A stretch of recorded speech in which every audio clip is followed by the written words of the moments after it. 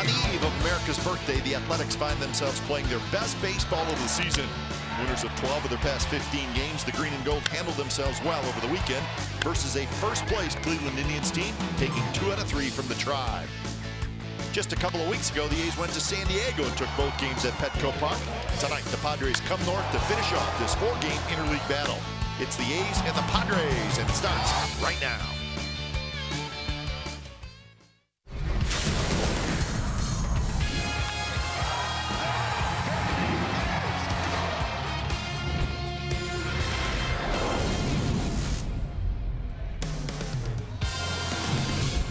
Well, it is Military Appreciation Night here at the Coliseum as we celebrate this 4th of July holiday. Good news for the A's. Matt Chapman is back. He's going to be at third base, and Chris Bassett's going to take the mound tonight for the Athletics. It's the A's and the Padres from San Diego on NBC Sports California, powered by Xfinity. Hi again, everybody. Welcome to Oakland A's Baseball, along with Ray Fosse. I'm Glenn Kuiper. We saw Matt Chapman. He's got a bat in his hand. He's got a glove in his hand. He's in the lineup, and we're excited because it's always great to get one of your best players back. Well, he's happy to be back, but you know the most important thing, he took the time to get well, and that's the key. But he's a great defensive player. Not many can make this type of a play where you put the ball in the glove. You don't have to use the bare hand. Makes a transfer as well as anybody. And oh, by the way, he can swing the bat. We saw him in the Bay Bridge series last couple of years. This time he's pitching and actually hitting for real because he's in the big leagues. But he's a great player. But the one thing he said was that with Jed Lowry going to third, he's a team player, and we talked about that, but here's a guy at third base back, but he recognized what Jed did. All right, so 5th start of the year for Chris Bassett. Got his first win in his last start in Detroit. For more on Chris, here's Dallas Brayton. Dallas, take it away. Yeah, that first win a long time coming from Mr. Bassett, doing it in front of the friends and folks of Toledo, Ohio, back home at the Big D. And guys, 6 innings of 2-hit shutout baseball from Bassett. Was a little erratic, 5 walks to go along with the 5 strikeouts. He did a great job of commanding the inside part of the plate and throwing that wrinkle in late in the count when he needed to. Look for him to flip the script and go back to that breaking ball early in the count this time around against a very aggressive San Diego Padre team. All right, speaking of the Padres, they will send the left-hander Clayton Richard to the mound. So there's your pitching matchup, the first of a quick 2-game interleague series, the A's and the Padres. We'll have lineups at first pitch right after this.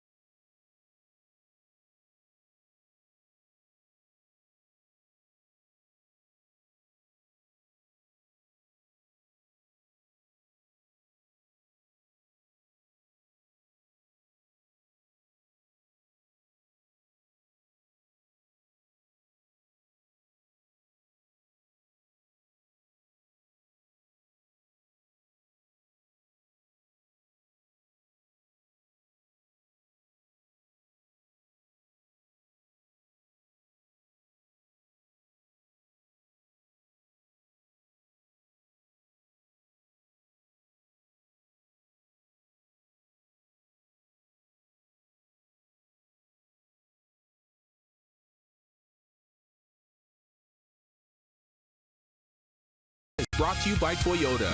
Designed for the grind that comes through every time. See your local Toyota dealer today. Toyota. Let's go places. By Southwest Airlines. Low fares. No hidden fees. That's transparency. And by Jack in the Box. Try the $5.99 Jack Spicy Chicken Club combo with toasted sourdough. New from Jack in the Box. Well, it's good to see Matt Chapman back off the disabled list today, and he is back at third base. So that's good news for the Athletics. Let's check the game time weather for tonight. It's presented by the Santa Cruz Beach Boardwalk. Get to the beach. The admission-free boardwalk is open daily. It's a beautiful night. 70 degrees. We're starting an hour earlier. Of course, fireworks after the game. It's Military Appreciation Night here on the 3rd of July. We'll have day baseball tomorrow on the 4th of July. With the San Diego Padres in town. Here's the Padres lineup for tonight, brought to you by Southwest Airlines. Travis Jankowski will lead off in right field. Manuel Margot is in center. Eric Hosmer at first. Will Myers is in left. Christian Villanueva is the third baseman. Corey Spangenberg's at second. Jose Perella is the DH. Freddie Galvis at short. Austin Hedges is your catcher. And Chris Bassett will start for the Athletics. And nice that he was able to pick up his win his last start. He will have a different catcher tonight in Jonathan Lucroy, but Chris Bassett with a good curveball and a good fastball, and he needs to use everything that he has tonight against the San Diego Padres ball club.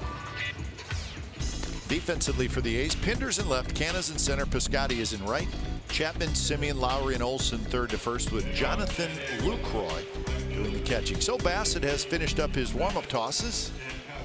And we're set for baseball. Off day yesterday for both these teams. And it is just a short 2-game series. Interleague baseball as Travis Jankowski steps in. Speedy right fielder for the Padres. So Bassett kicks and deals the first pitch of the game, and it's a strike down around the knees. That's Tim Timmons calling balls and strikes. Rob Drake, Chad Whitson, Mike Winters, and Mike Winters is the crew chief. He's over at third base. And Kipe, you're right about the speed. We saw it in the outfield, in addition to his ability to run the bases. That was in San Diego, the short 2-game series down there. That one's hit into right field, and a base hit for Jankowski. So a leadoff single here in the first inning. Well, we'll see what happens after getting this base hit. The ball, you know, the two-seamer that he throws is perfect right there, but it comes back too much.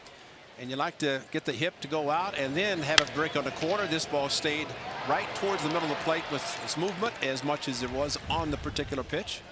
Pitchcast brought to you by SoFi, a modern finance company. So here's Manuel Margot. Jankowski, 12 steals in 15 attempts, so keep an eye on him. Padres like to steal. They have the third most stolen bases in the National League, but not scoring a bunch of runs. They're 13th out of 15 teams in the National League in total runs scored.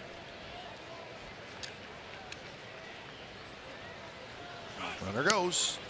Throw to second base is offline. It skips over the head of Simeon, who was backing it up. Jankowski thought about going to third, but he stays at second. And the home plate umpire, Tim Timmons, immediately put his hands out, indicating no contact. Yeah, and Jankowski gets a good break here. The throw off to the shortstop side of the bag, and you see Jankowski stumbling, unable to gain his footing, and he slipped again. And that's what kept him at second base, luckily for the Oakland A's. Just unable to keep himself upright. So runner at second. Margot shows bunt, ball to the backstop, Jankowski to third. So that's a wild pitch. This is not a fun inning. Fun two batters.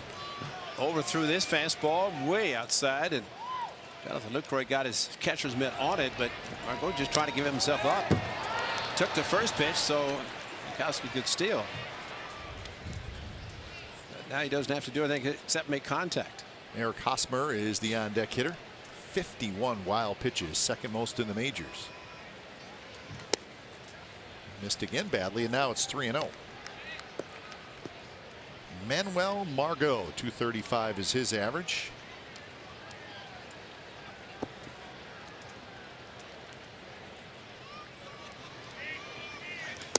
And that's way outside, and he walked him.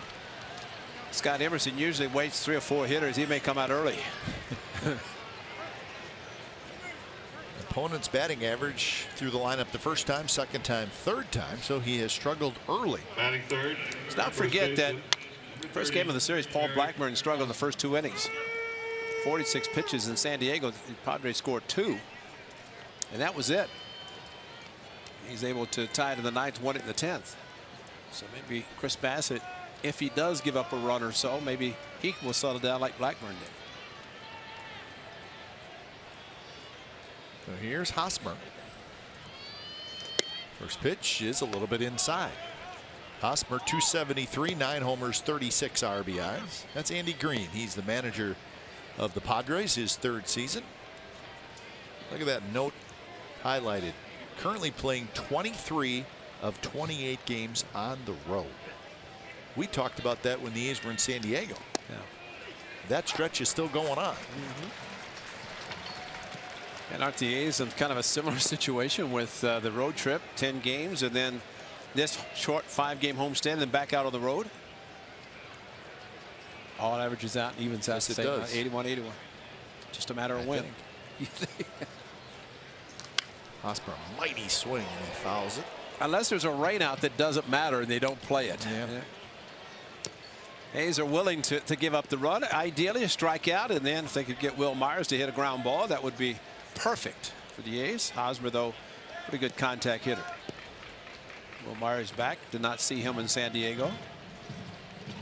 This is where, as a pitcher, you're telling yourself, I need to punch out or pop up right here, right now.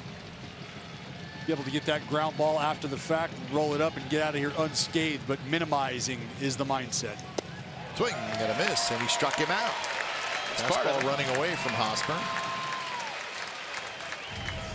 They have ball running away, exactly, Kipe, and that's what happens. And maybe Jonathan Lucroy figured if you go inside, as was the case to Jankowski, ball ended up in the middle of the plate, why not start towards the middle, have it leak outside off the plate? And Hosmer goes opposite field as well as anybody. Not that time, though. Exmo brought to you by Cache Creek Casino Resort. Here's Will Myers. Now get the ground ball. Straight up. Wow, isn't that pretty? Just a straight up defense. In the dirt. When the A's and the Padres played in San Diego a couple of weeks ago, Myers was on the disabled list. He came off soon after that. So a pretty good bet for the Padres to get back into their lineup. As I mentioned down there and confirmed that when Hosmer was being touted, at least to sign with the Padres, it was Myers who volunteered to go back to the outfield where he played with the Tampa Bay Rays. He was at first base, but that's a team player. If you get a big bat like Hosmer, play first base, you're willing to give up your position.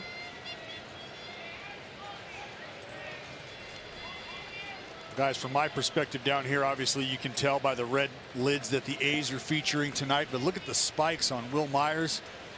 Dialed in, got the fireworks display going on the spikes, ready to rock.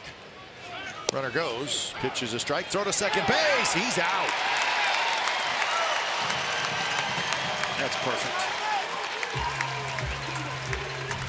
And there was no hesitation from Jonathan Lucroy. This is a straight steal all the way, and Lucroy didn't even look the runner back because this is early in the game. You do not want to even think about the runner at third base.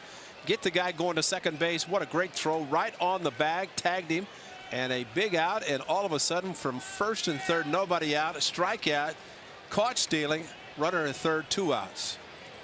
That's trying to help your pitcher.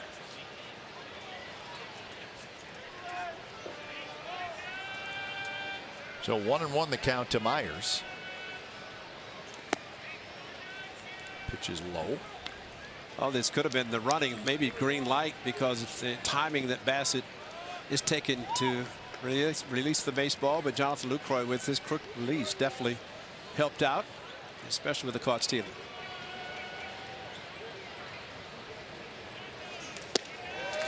Now 2-2. Kind of a hanger, but Bassett gets the swing through. Just does enough, takes a little off. Again, that sort of backup slider working its way back to the arm side, trying to go down and away with that thing. Looks like they're going to crowd him here with the fastball, chase him inside. Wow. And he got him swinging. How about that? So Bassett works his way out of the first and third, nobody out jam, and the Padres do not score.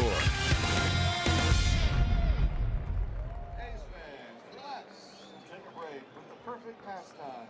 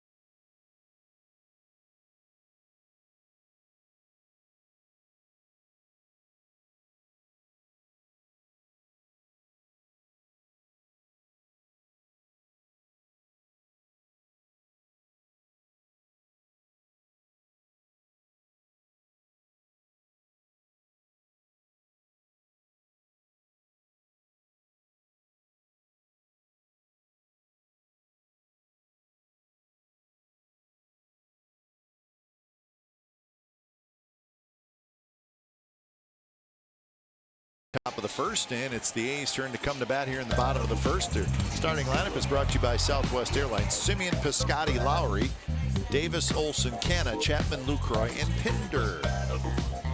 A's facing a pretty good lefty, and Clayton Richard, and very rare that you see a pitcher with a single-digit number, the 3, but he is 7-7 on the season. He has faced the A's before. Did not face him down in San Diego, though. First pitch is in first strike. Clayton Richard. Is it Mike Leake? Where's number 8? Yep.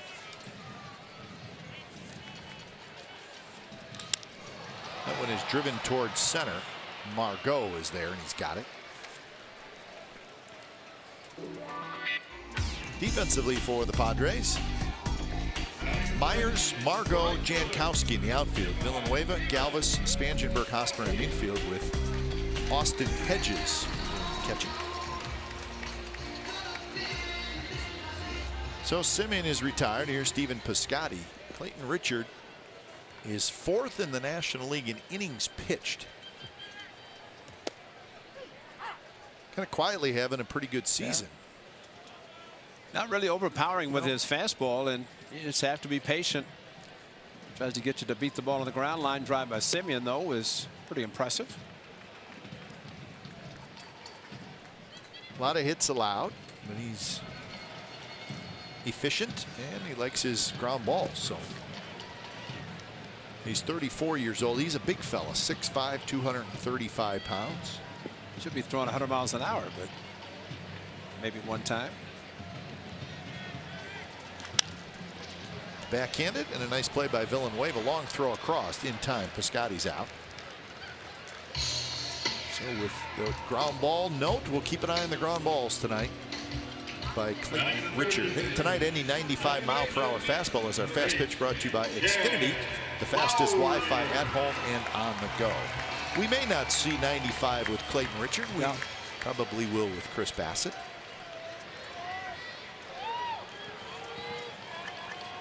So 2 away for Jed Lowry back at second base tonight. Playing third base when Matt Chapman was on the disabled list, and I thought Jed Lowry did a heck of a job at third. Now he's played it before, so it's not like you're asking him to play a completely new position, but he looked pretty smooth over there. Fly ball right field. That's Jankowski backing up. He's got it. So 3 up, 3 down inning for Clayton Richard. No score after 1.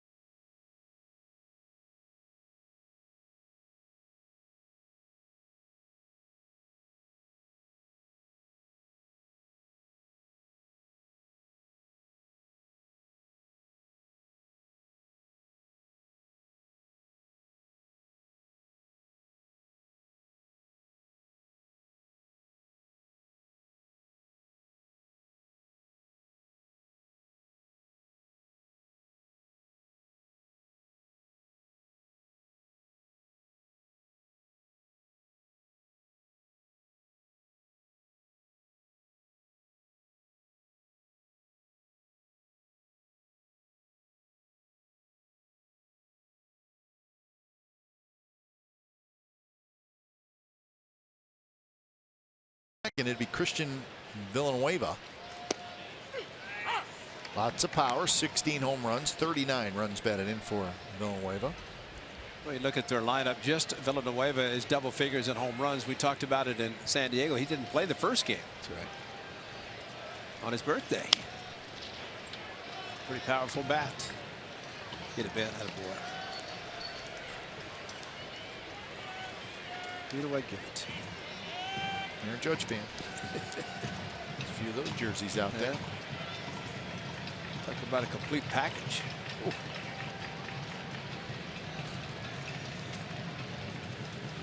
0-2 pitch. Just a little bit outside. Christian Villanueva. You know, with Myers, you saw in Dallas mentioned that looked like Lucroy wanted a fastball inside, but he kind of overthrew it, ended up in the middle of the plate, still got the job done. And you have to wonder at what point you start thinking he's not going to be able to throw a fastball in for a strike and stay away from it.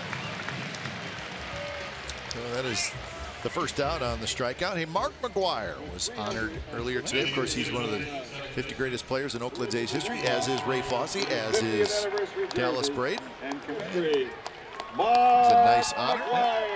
363 home runs as a member of an Athletic and traded to St. Louis.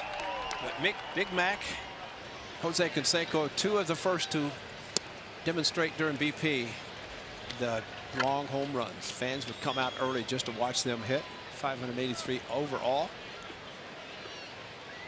Bench coach for the Padres. It's gone from a hitting coach to Tony La Russa of the Cardinals, hitting coach for the Dodgers, and now bench coach for Andy Green. And the fans for Oakland were treated to a very nice surprise when Big Mac showed up in 1987 rookie year. 49 home runs. Right. Swing and a miss, 1-2. He is on top of the Oakland A's all-time home run leaders. And he's got a pretty good cushion too. He added Matt Stairs there too. He's on the bench for the Padres as their hitting coach.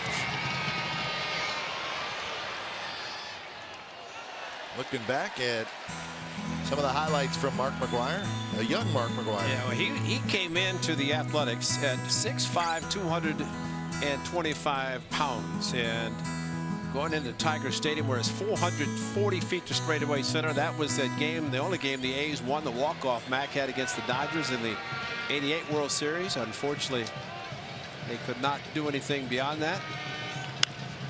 Slowly hit. Spangenberg's fast, and he is safe.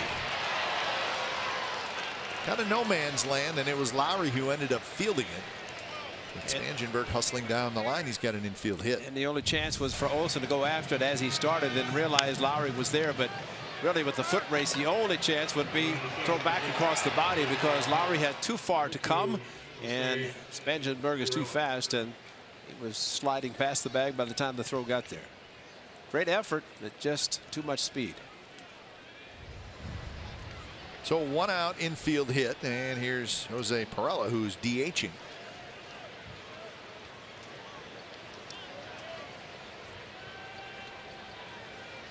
First pitch is a strike on the outside corner.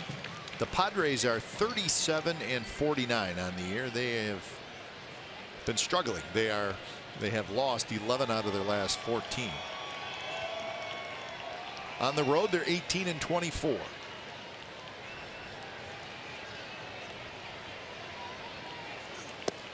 They are, I guess you could say they're rebuilding. The problem is they've been rebuilding for quite a while. Yeah. Great city. Padres have 7 consecutive losing seasons. The last time they had a winning season was back in 2010. And that's a little while. Tyson Ross, he's pitching well for the Padres. Good to see him back healthy. Yes. And that could be a double play, and it will be a double play. Matt Olson grabbed the little jam shot, and he gets Spangenberg, and that's how the top of the second comes to an end. No score. He's coming to bat.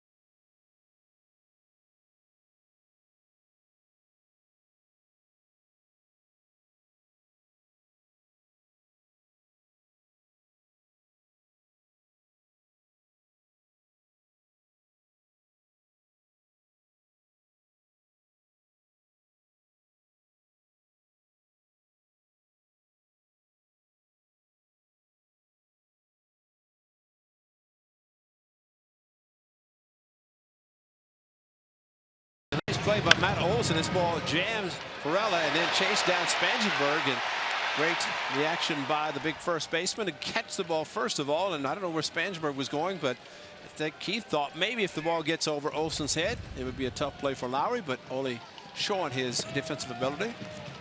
Probably going to win a Gold Glove before his career is over, if not several. Very agile for a big man at first base. Unbelievable power to go along with it.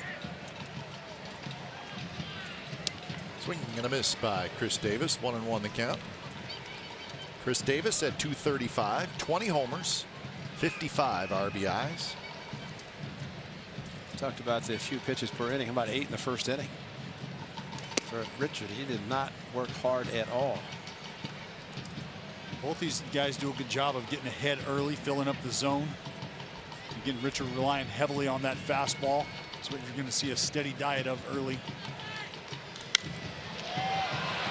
Down the right field line, it's hit well. Home run distance, but foul. What if Richard threw a few pitches? That's pretty special. A couple tonight, but You like to see him turn around and face the hitter with that funky delivery, maybe mess him up, because he hides that little wraparound behind him as he delivers or gets ready. Watch the left arm as he goes into the modified windup, and but it's sneaky. And that could be deceptive. Exactly. Maybe that's why he doesn't show it. He gets the strikeout of Chris Davis for out number 1. It's that fastball to the inside part of the plate, and again, the rotation isn't something that these guys, it's a broken rotation. It's not a true two-seam rotation. Not very easily picked up. He likes to cut the baseball as well. That can make it difficult. And it looked a little bit of a short armor too, right? Yeah, he's what we call a short stroker. Not a long arm swing in the back. He gets up on top of the baseball quickly, excuse me. 1-1 to Olson, 240, 18 homers, 44 RBIs for Matt Olson. The hitting's all about timing, and if a pitcher can have that little bit of a delay with his delivery, that could slow him down. Do you get familiar with him? Maybe by the time you do, it's over.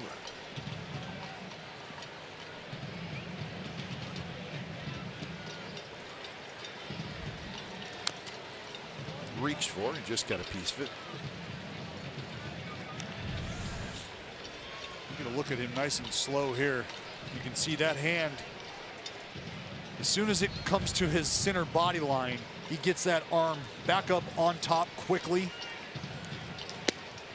Just missed, close pitch.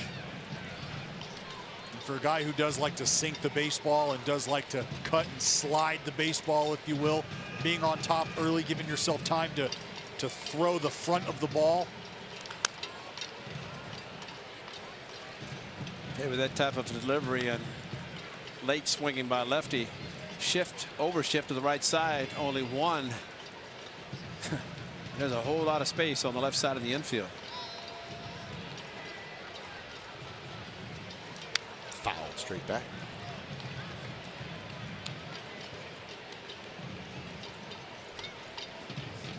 San Diego Southpaws, most wins by lefty pitchers in Padres history. Of course, Randy Jones, no surprise there, he's on top. Clayton Richard is second. My old pitching coach down there, Craig Lefferts, old lefty. Craig Lefferts. When he came out to replace you in a game, did he sprint to the mound, Dallas? He got there quickly. Wasn't that his thing? He would sprint from the bullpen to the mound? Yeah, he'd sprint from the bullpen to the mound. He had the hair on the back of his head all worked up underneath that ball cap of his.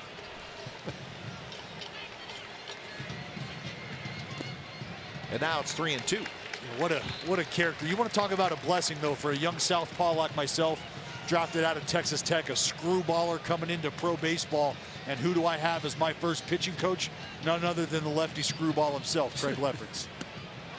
He missed outside, so Olson works the walk. I like that, Dallas, because he didn't throw a screwball. That's good that you're praising left-handers. That's good. That's I like that. we have a close fraternity, Foss. You know, and you're right. I just used to turn it over, Foss. Right. I just used to turn it over. That's all it was. Yeah, but you want to talk about somebody who really helped me is just as far as sequencing was concerned with that pitch. But Craig Lefferts, nice career out of the bullpen. Learned a lot from him. First pitch to Canna is a strike at the knees. Canna hitting .255 with 10 home runs. He has a 10-game hitting streak. That is a career high for him.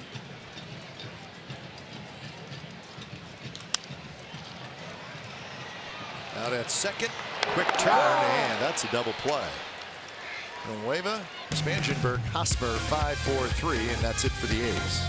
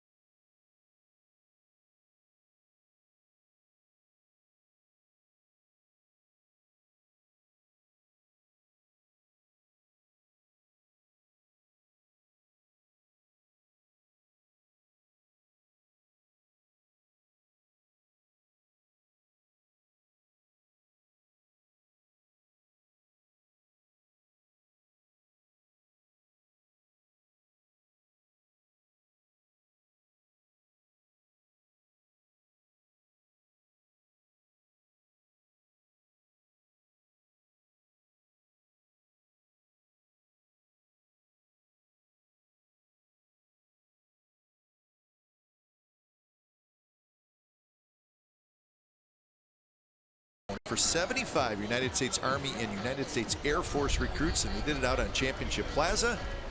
It's official, folks. You are in.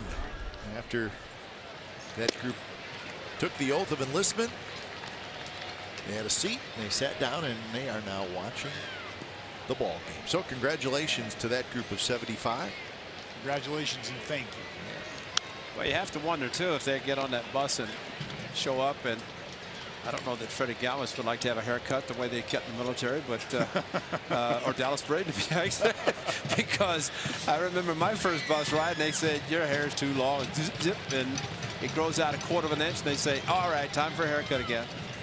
So proud thinking your hair is growing out, and then they cut it all off again. 1-2 to Freddie Galvis. And they enjoy every minute of it. Every minute of it. There's the Chief Petty Officer Stephen Powell sang the anthem. He's going to sing God Bless America. Retired. And he's in a walking boot. He said ligament damage to his ankle. So he's out on the crutch singing the anthem, and there he is.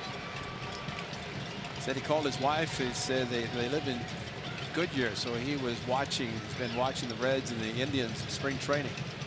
He did a great late Bob Feller. Said he called his wife. He said, honey, you're in the wrong place. It's nice and cool here in the Bay Area. She's in Goodyear. We're talking 105 out there in the desert, huh, Foss? Yep. It's dry, though.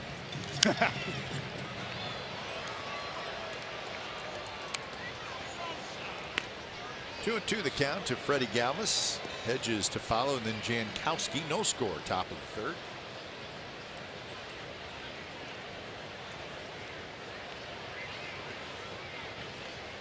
Galvis been their staple in that lineup. Started all 86 games for Andy Green and the Friars this year. Pops a foul again after a high fastball. You think about the transition that the San Diego Padres have undergone over the last few seasons or so. And for a young skipper like Andy Green to come in and have a guy like Galvis he can depend on. I know it means a lot to him.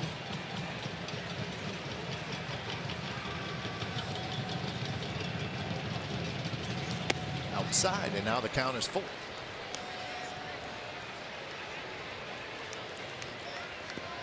Austin Hedges waiting in the on-deck circle.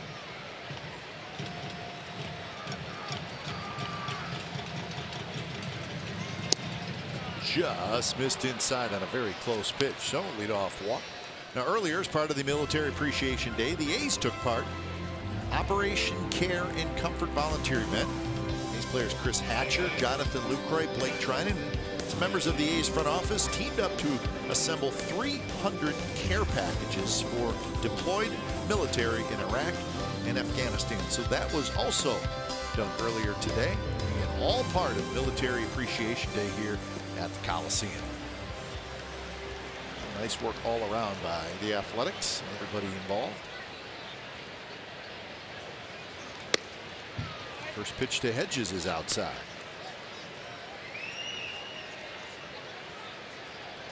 Hedges at 176 with a couple of home runs. Well, you know, Foss, we talked about Bassett potentially having to go to that off speed a little earlier in the count here. It's not going to be effective if he's not able to get ahead first pitch with the fastball like he's done a great job of this entire season. First pitch strikes 65% of the time. League average right around 60%. So if he's looking to make that off speed effective, I'd like to see him get back into the groove of those first pitch heaters becoming strikes, allowing him to expand later in the count. Strike percentage on sinking fastball. That's right. Best in the business right now. Missed again, now 2-0. And you think about the outing he had last time against Detroit, right? 5 walks, a little erratic, but you're able to work around that. If you're ahead in the count, you go through some three ball counts, some extended ABs, and maybe you lose those battles. Hence the 5 walks. It was a rough third inning, I believe. They walked the bases loaded. Yeah. And struck out. Got a strikeout to end it. So 2-1 to Hedges. Top of the order, Jankowski to follow.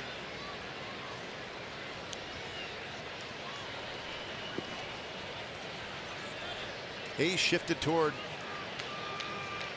right field in the outfield. Pinder's well off the line. That one is bounced, foul.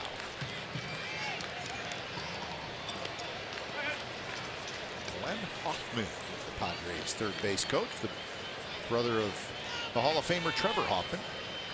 He's been there a long time. Yeah, he's going to be a little busy towards the end of the month.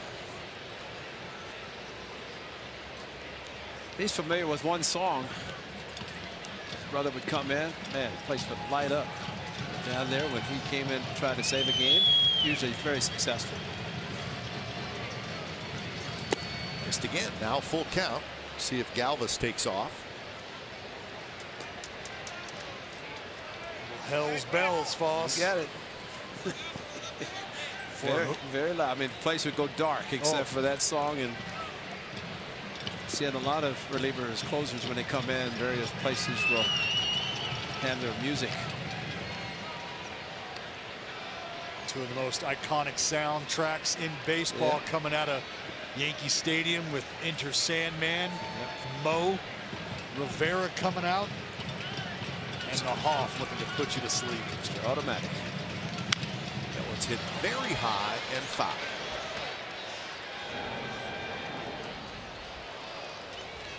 There is the younger brother of Glenn Hoffman, Trevor Hoffman. Most of his career with the San Diego Padres. 601 career saves. Proving one thing, that you can have a lot of success with a changeup. Yeah, he had a good one. He really didn't throw very hard. No, he did. And it was a shock when he threw a fastball. Guys, what's that? About an 87 heater.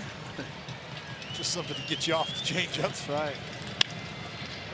Simeon dives just under his glove, cannot get it.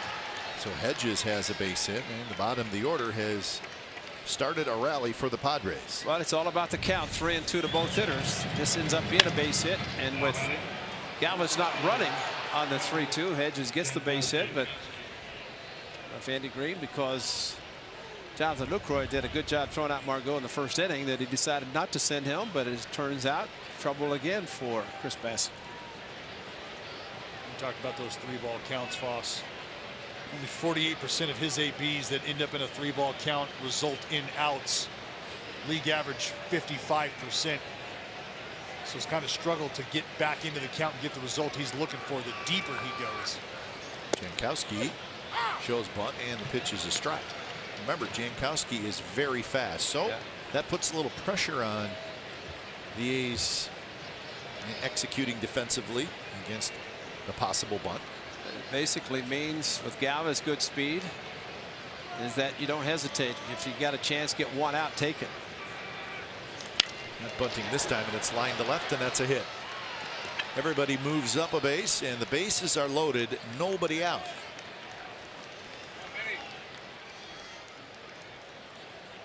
Well, the old saying goes, if he's going to bunt and give himself up, let him have a pitch to bunt. Well, he got a pitch that he could hit and took the bunt off and goes perfectly to the opposite field. So 2 for 2 is Jankowski. First and third in the first inning, nobody out. Bassett got out of it. Bases loaded now, nobody out. Let's see what kind of Houdini act he could pull here. Manuel Margot walked in the first.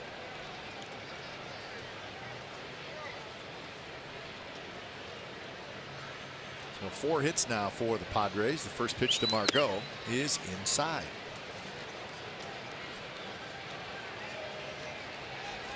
.47 pitches for Bassett with nobody out in the third inning.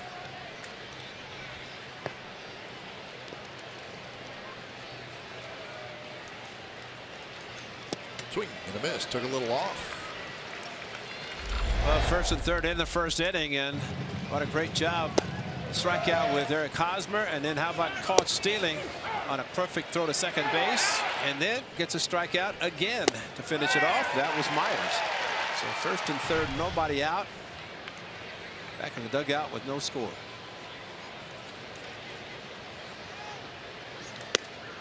A little bit high. For a pitcher that does not receive a lot of run support, this is not like Bassett could say, well, I can afford to give up a few runs. My club will score for me. But, man, throughout his career, he's not been recipient of a lot of run support. And that's a strike. Good pitch right on the corner. Margot watched it. So now a chance for a strikeout. It's a very big pitch here against Margot, who's hitting .373 with runners in scoring position. It's a two-seamer back door that he likes to throw, and maybe that will help him with the left-handers. Curveball, and Margot just got a piece of it as the ball trickles toward Hosmer in the on-deck circle. Just barely, and there's a good 12-6. And the thing about Chris Bassett is, well, just alluded to the catcher's mitt of Jonathan Lucroy, but Bassett is a type of pitcher that he can throw that pitch 2-2, yet back it up if it's not a ball, do it again 3-2. Some pitchers throw it 2-2 and then have to come back with a fastball. Bounce to Bassett. He's got it, throws home, out there, throw to first, not in time.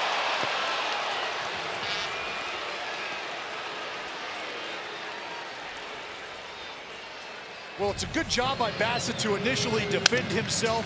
Lost his footing a little bit. Didn't really have the ability to get a good grip on the ball either as he threw it home to Lucroy, but a better job of making sure he got at least one out under control as much as possible. And then Lucroy just coming up a little short against Margot.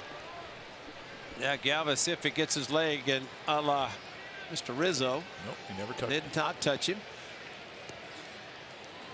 Dave Margot running down the line, though, he was taking a little adventuresome little route as he was on the grass, but typically with the right-hander swinging that way, you're going to end up on the grass anyway.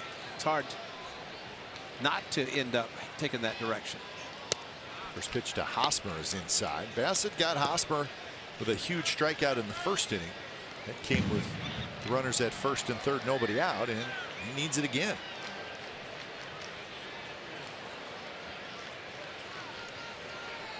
Well, as we noted in San Diego and throughout the career, Eric Hosmer, he has been a great opposite field hitter, and that was surprising that he did not make contact with the runners at first and third.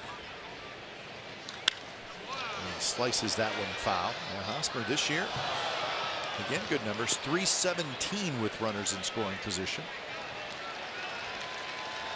Most opposite field hits. Hosmer is second in all of baseball. J.D. Martinez, his are home runs. Yeah. Sure. Now Hosmer, I mean, Hosmer's got a little bit of a long swing. Yeah. Doesn't mean he can't turn on pitches, but a little long propensity for the ground ball, low line drive type. going foul back. So he opened up that time. He did the same thing against Blake Trinan down in San Diego when he was the tying run and kind of opened up, and that's not his style. That style right there, she's happy. Speaking of Oppo hits, he's got 28 multi-hit games as well. That's good for the high water mark across baseball for the first baseman.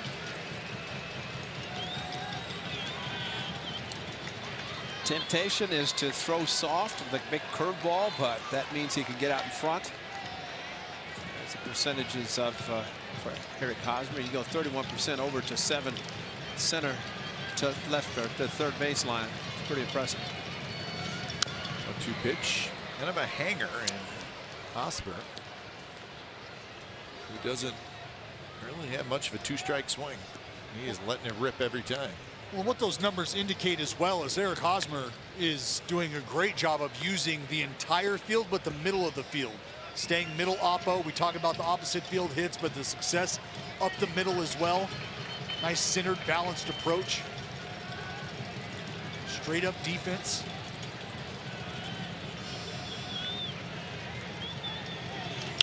Two pitch is bounced toward Olson. Olson's going to come home, and they get the out there. Nice play by Matt Olson. That is a smart play. Well, this is a great decision, Foss, in my opinion, for a couple reasons. One, his momentum is taking him towards second base, but he says, you know what, I don't think we're going to have the opportunity to turn two here. We're going to go home, cut the run off, And I think that was a great idea by Matt Olson, who's got a tremendous throwing arm for a first baseman here. You cut the run off. You got 2 outs. Heads up play.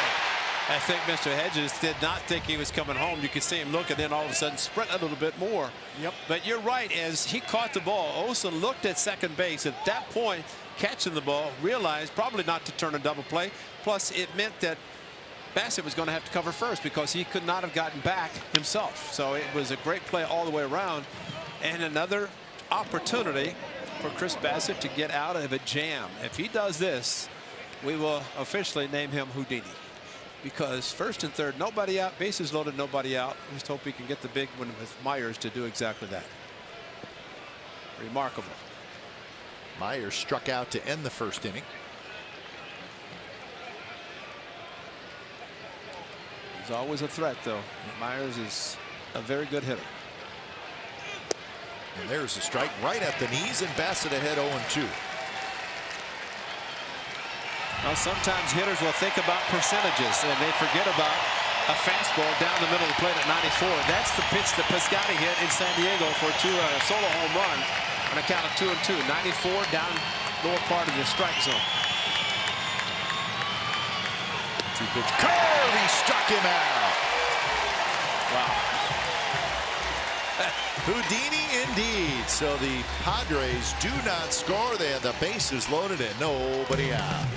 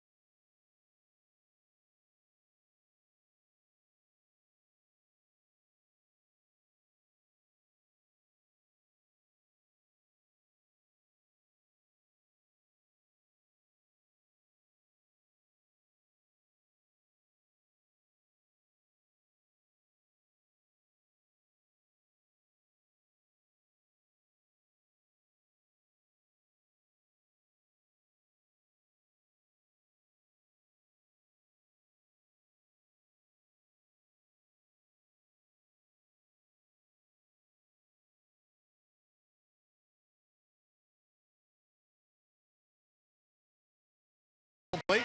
I like it. I get it. Matt Chapman's back, hitting in the 7th spot. Not surprising that Captain America would wear the stars and stripes on his gloves as well as his right arm. Ray, it's Captain America. Yep, I Captain know, America I just know. in time for the 4th, Yeah, boys. I know. Captain America. Hits this one high in the air to left field. Myers grabs it 1 away. Matt Chapman missed 16 games with that injury, but a couple cortisone shots and one of them hit the mark. That's what usually happens. Well, he said his parents are so upset, were so upset that he couldn't play. They're so happy tonight. So just to see their son back, that's a dynamic duo there. The mustache is maybe by next spring it'll be Next decade. Oh. A lot of work ahead of that young man. A lot of work. Yep. But I tell you what, if he continues to grow into that thing the way he's grown into the hot corner, he'll be looking good. he'll be looking just fine. You just need to find the guy we showed the other day that had the mustache, the biggest mustache we've ever seen. Wow. 2-0 pitch to Lucroy is lined up the middle of base hit. So Lucroy gets a count in his favor, and he's got a base hit. Fans, it's that time of the year. The Giants make their way to Oakland to open the Bay Bridge Series. It's presented by Gilead Sciences. Starting on July the 20th, the entire weekend is packed with giveaways and promotions, including 80s fireworks on Friday, 1989 World Series champion team reunion on Saturday, and a Ricky Henderson bobbleheads giveaway. That's on Sunday. Tickets are moving like Ricky himself, very, very fast. Grab yours at athletics.com/battle. It's time to defend the Bay. That's here. Over there first. Not often that you have 6 consecutive games against one team with 4 days in between off. Well, we're guaranteed to be home for a nice stretch. That's always good. 2-0 the count to Chad Pinder. July 21st. It's going to be a lot of fun that weekend. See a lot of the champion A's from the 1989 World Championship come back. And it's going to be a lot of fun. Last time the A's won a championship in 1989. Yeah. Tricky move by Clayton Richard. Well, if they say that all left-handers are balking to first base, what's at front foot? He can go either direction. It's just the angle in which he throws to first. The angle of the foot, that is. See, Dallas Braden had the best. Base hit right field. Jankowski gets to it quickly, so Lucroy will stop at second base. 2 on, 1 out. Well, you got the right side opened up with the first baseman Hosmer holding Lucroy over here. Pinder just working off the cup, just the end of the bat, just enough. Shoot this ball over into right. Runners at first and second.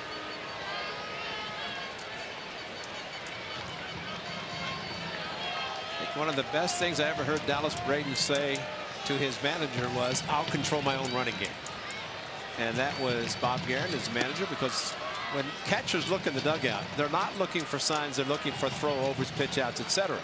But a lefty's looking right at the base runner. And I think what Dallas would say, let me control, because you can see as a lefty, and what Richard just did with lifting that front foot, once it goes straight up, you can go either direction, home or to first base. Once you pass the slab towards second, you have to throw home.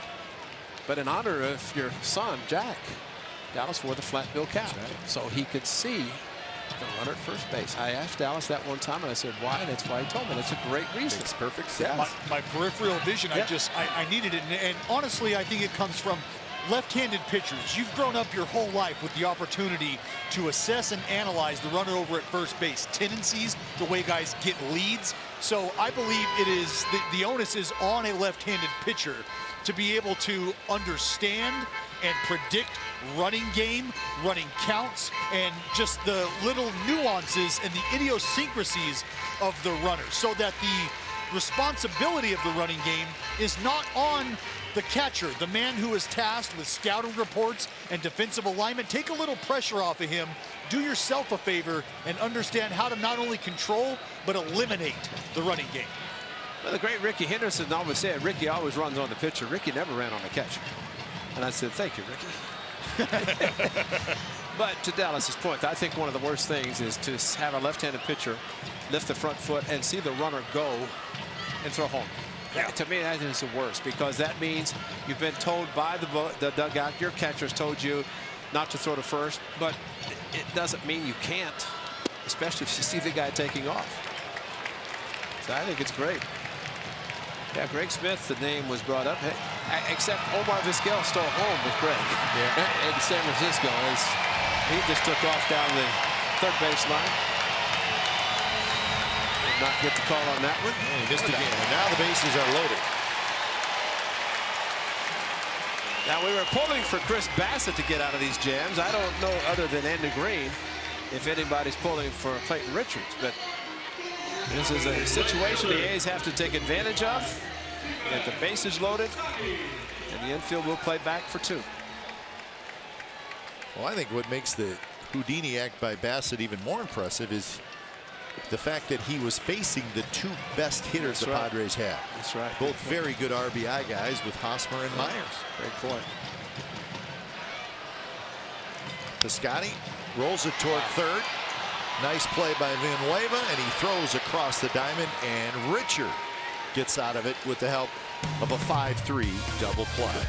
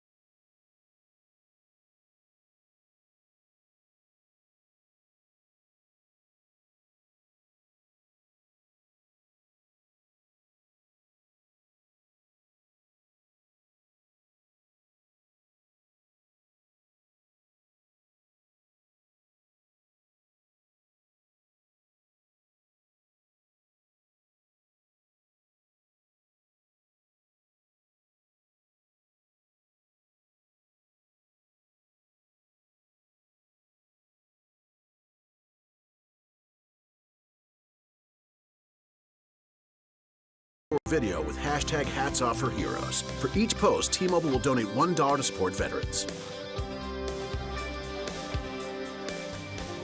Fourth inning, no score. And maybe frustration in each dugout, right? What do you think? You think? I think a lot of frustration. Villanueva pops out on the first pitch. A couple opportunities for the Padres and a big opportunity for the A's, but both pitchers, including the Padres' Clayton Richard, have been able to get out of it. I think we got 10 total men left on base between the two teams. That is not good.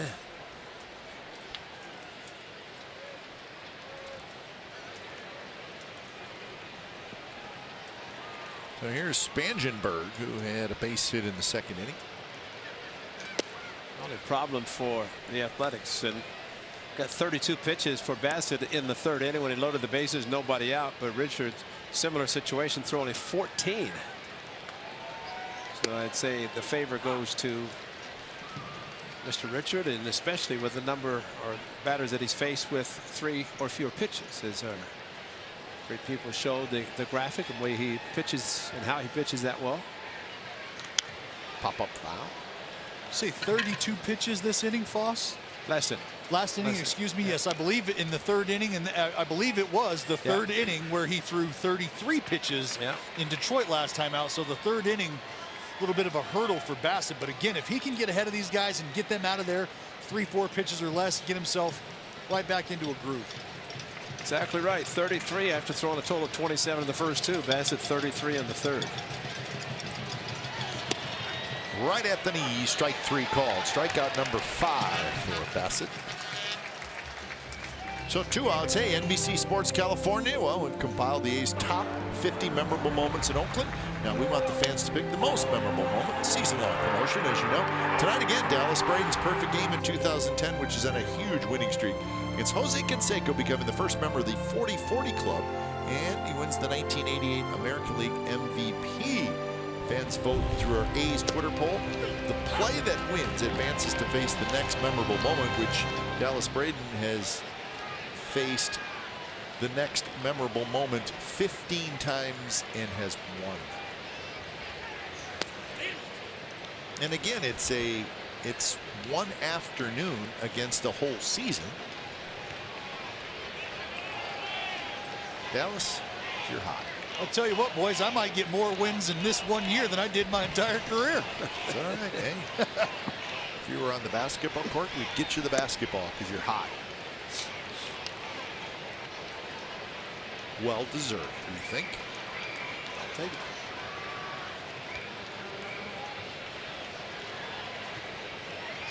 Two and one to count to Jose Perella.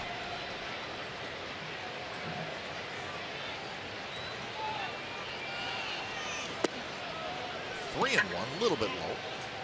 I just think Gabe Kapler gets tired of looking at himself ground out this Cliff Pennington every time. Gabe, he's 0 for every time. That's right. And boy, Pennington's made the play. It's amazing how many times he's made that play. Gabe probably gets analytical about that play. Oh, yeah. Kind of wrapped up in that stuff now. The Phillies manager.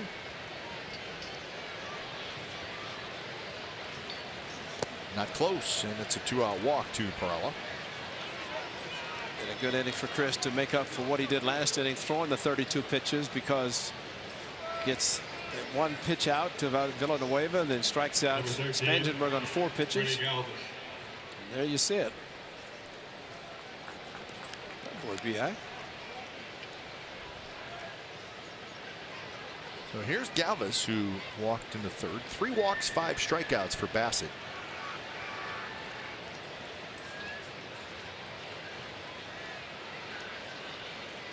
First pitch is in for a strike.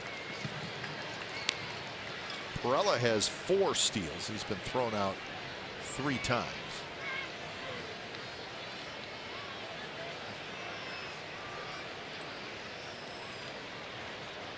Got a decent lead.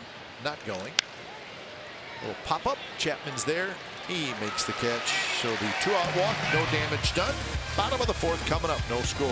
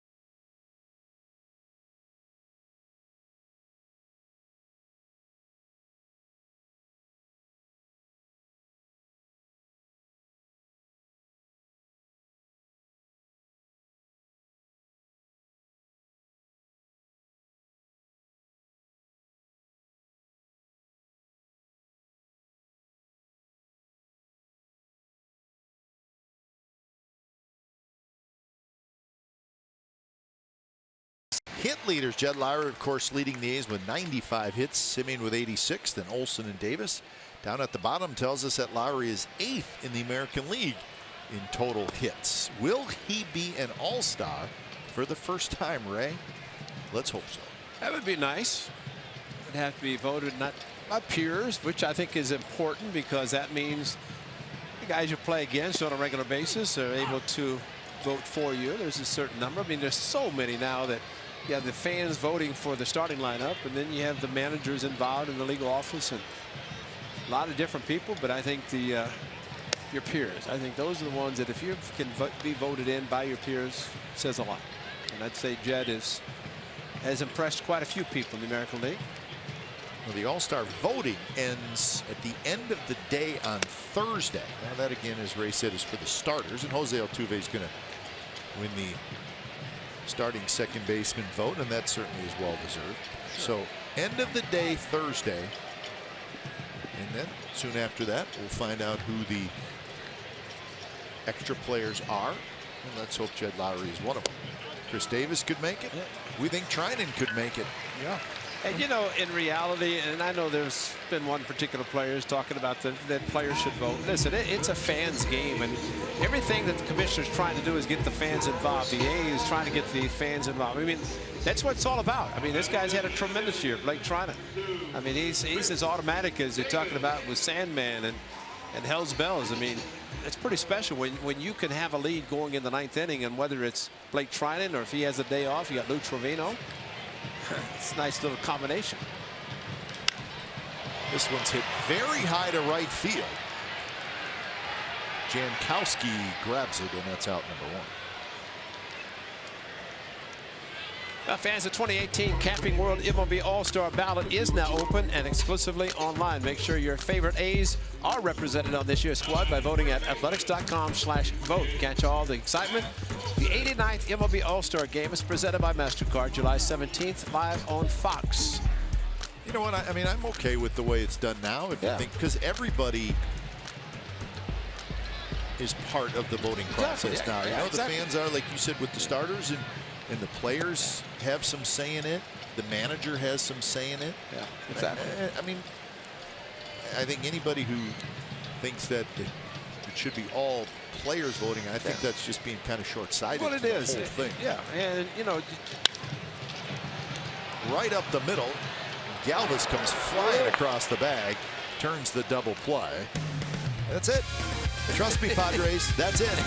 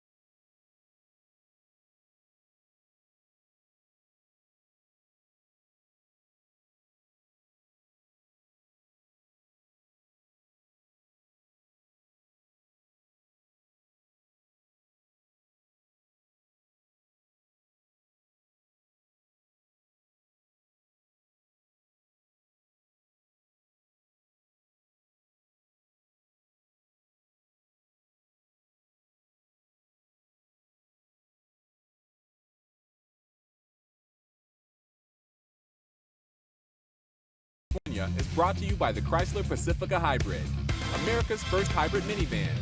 Test drive one today.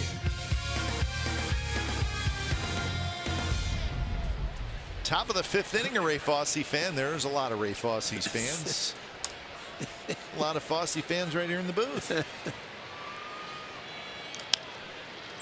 Bounced foul. See, that's a new one too, because it's the Kelly Green. That's right. Yeah, that's a someone got online, made a request, made the effort, had that drawn up. That's not stock, Foss.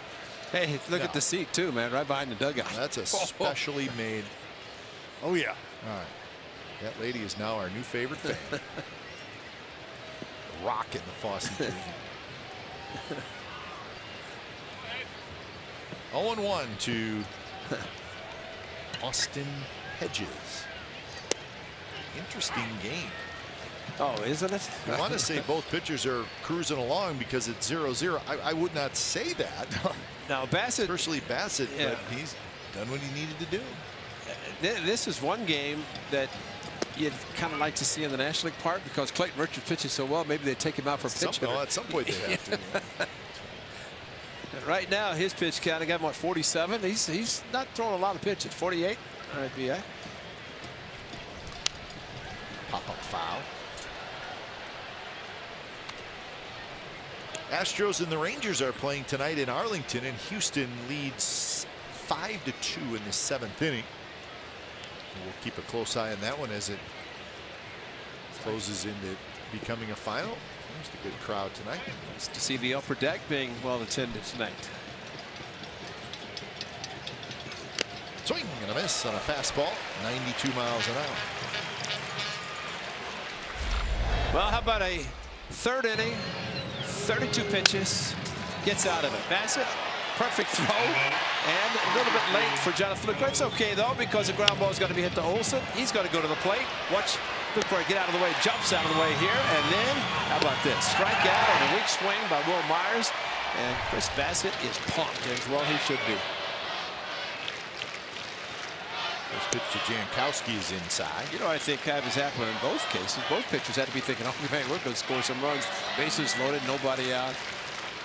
Bases loaded, 1 out. And both of them heading back to the mound with no runs. And you know, Foss, I'm so glad you pointed that out, because what I wanted to mention is the mindset for a pitcher.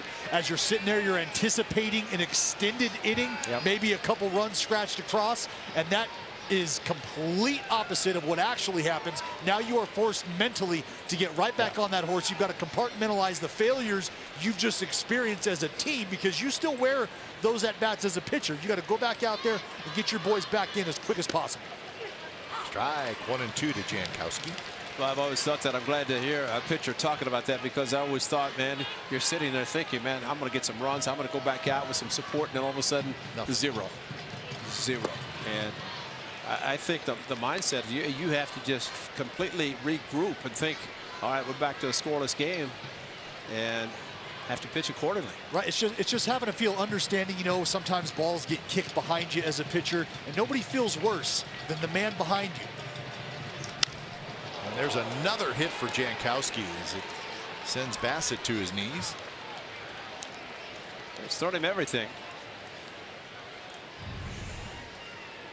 He has. He's gotten a good look at the entire mix from Bassett. Fastball, sliders, cutters, sinkers. He tried to cut him in here. Jano just stays inside, does a good job of fighting this thing through, and it was an absolute missile. What I'd like to see, Ray, is when you see a hitter, know what he does best and then just stay with that. Absolutely. And quite frankly, there's a lot of guys that try to do more than they really should do. That's a great point. And I say that watching Jankowski. He doesn't stride.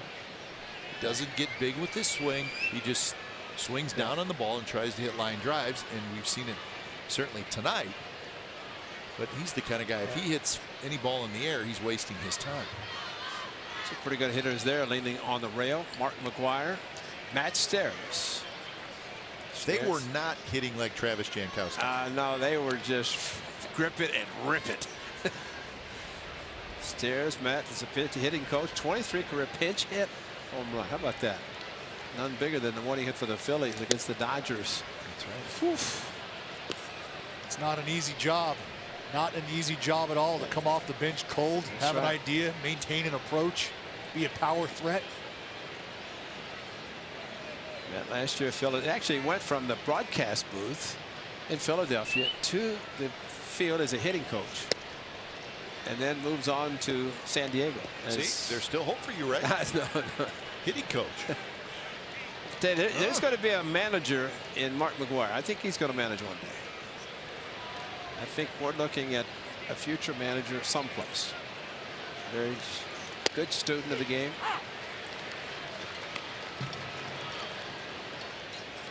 2-1 to Manuel Margot, who has walked and reached on a fielder's choice. Still want to show in Cleveland next weekend when we go there this weekend to show where Mac hit one of the balls up, just hit on the base of the scoreboard, which was the longest shot I've ever seen. Bounced up the middle, and it's under the glove of Simeon. Jankowski's going to round second, and he's going to ease into third. Well, here come the Padres again. Well, unfortunately, two things. Jankowski at first, and this one, it looked like it might just leak enough over towards Marcus Simeon to catch the ball, step on the bag, and double him up. But the ball got through into the outfield, and once that happened, the speed of Jankowski automatic. He's going to third base, and smart play by Mark Canha just to get the ball back in to second base to keep the double play in order. It's not surprising bullpen activity for the Athletics with just too many pitches thrown by Chris Bassett. And how many times can you get out of huge jams? And he's in another one now.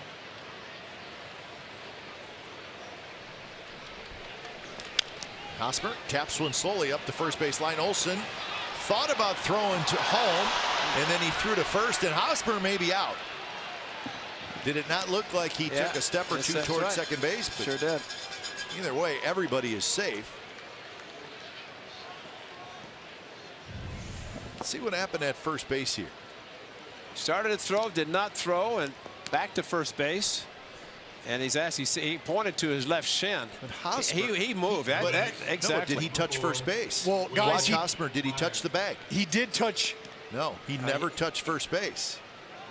He dragged it, but more importantly, his momentum carried him towards second base, but see, he stepped on his foot and he missed it. He does not touch first base, so It looked like the momentum of him tagging what we thought was the bag is what caused him to lose his footing and ultimately took him over towards second base. But what actually happened, Kipe, to your point, he actually stepped on the foot of Matt Olson, never tagged the bag, was then tagged with the ball. So as they replay this, we're going to see an out. Should be an out. Exactly. There's two different ways you could call it out. And you know, they say, well, your momentum, but bottom line, if you take the step towards second base, you're going regardless, I think. And see, Chris Bassett pointed to his left shin. That's why Ron Showman is going to go out. Really, you could see there that he did not. But he check stepped on also Bassett's foot. Bassett's foot, but also he caught him on the shin and then came down. And that's why Chris pointed to his shin towards the dugout. And that's what they're checking on him now. And Chris immediately saying, yeah, check it. Yeah, he said he got me there. And then, so it's probably more of that's where Hosmer got him. And he went down and hit his foot. But also, yeah, you think about Hosmer if he were to have hit the corner of that bag, that's what his ankle would have looked like rolling, but instead it was the foot, and he lost his balance. And you can see there's a good little mark on the leg of. So it's going to be a run coming in to score. You know, I agree with you. It's there's one or two outs. One or the other. Well, he's going to be called out. He should be. Definitely for not touching first base and then being tagged out. And the foot doesn't constitute the bag. That's why if you can be a middle infielder, and of course talking about guys sliding, if you know a guy's got to be sliding head first, you put your knee down, he slides into your knee. You don't want to do it with spikes. Well, Bassett is out. Yeah. Make some warm-up tosses. So Hosmer's out. But you're right. He gets the run scored. So they're checking. Hosmer's talking to Rob Drake, the first base umpire. I'm not really sure what he may be asking. Are you calling me out because I was going to second, or are you calling me out because I missed first base? Either way, he's out. And I think it was a crew chief challenge because Bob Melvin went to Mike Winters, who, correct me if I'm wrong, is a crew chief. So if that's the case, and maybe they find out, hey, you want to get it right, let's check it out. So Hosmer's going to get an RBI when it's all said and done. Matt Olson almost made another great play. If he bare hands, he thought about throwing to home, but this time it was Jankowski's speed changed it all. So it goes as a 3-1 putout and an RBI. So 1-0 Padres. 2 outs now for Will Myers. And there's a shot headed for the left field corner. So the Padres get a big 2-out hit as Margot comes in to score, and Myers has the double. 2-0 San Diego. Well, not surprising as Bob Melvin's going to go to the bullpen. At first pitch right after the challenge and him taking the shot off of his shin. And then the first pitch elevated a double down the left field line. So one positive about that with the out of first base, maybe just the one run and a runner at second base. Could have been maybe second and third. So when it's time for change, think Speedy Oil Change and Auto Service, your trusted oil change, tune-up, and brake experts.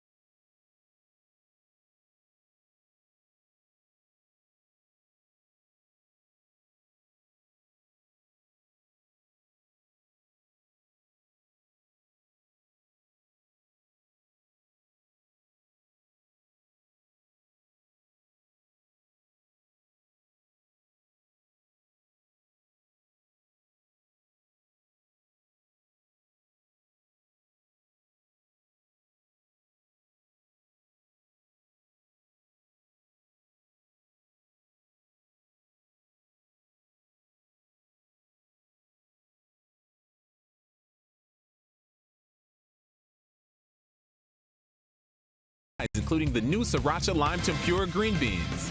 Visit habitburger.com for a location near you. Couple of runs in for the Padres, so it's Emilio Pagan out of the bullpen. Bassett goes 4 2/3 innings. And here's Christian Nueva, who is 0 for 2. Strikeout and a pop out to second. Myers, the runner at second, he had the RBI double. This one's popped up into the upper deck. So Chris Bassett going to get that cut on his shin taken care of.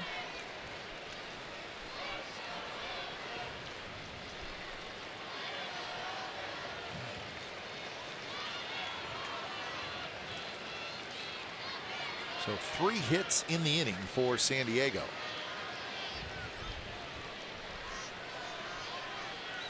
Swing and a miss.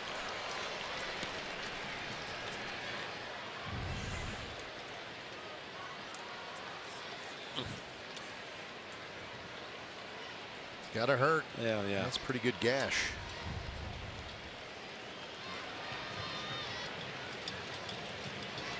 Pagan 0-2. Pagan has been pitching well for the Athletics, becoming an important part of the bullpen. Shallow right center. Canna still coming in. Canna in front of everybody makes the catch. Side retired, 2 runs on 3 hits for the Padres. Bottom of the 5th coming up. 2-0 San Diego.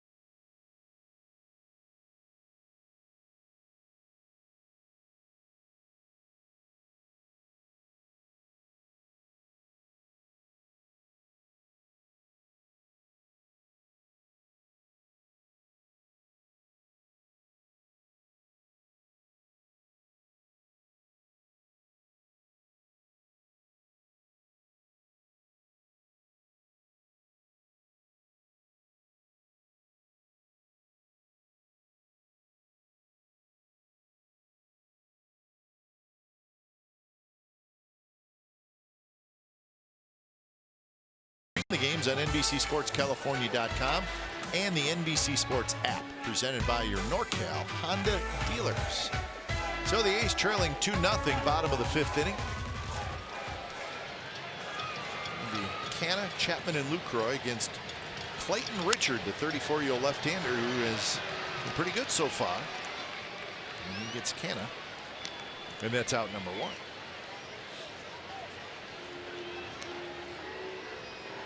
Now batting third baseman. Up in Seattle, the Angels and the Mariners are underway. Seattle with a 2-0 lead in the 1st inning. Mariners have won 7 in a row. It's Haney and LeBlanc. Wade LeBlanc. Wade LeBlanc, who's been great for them.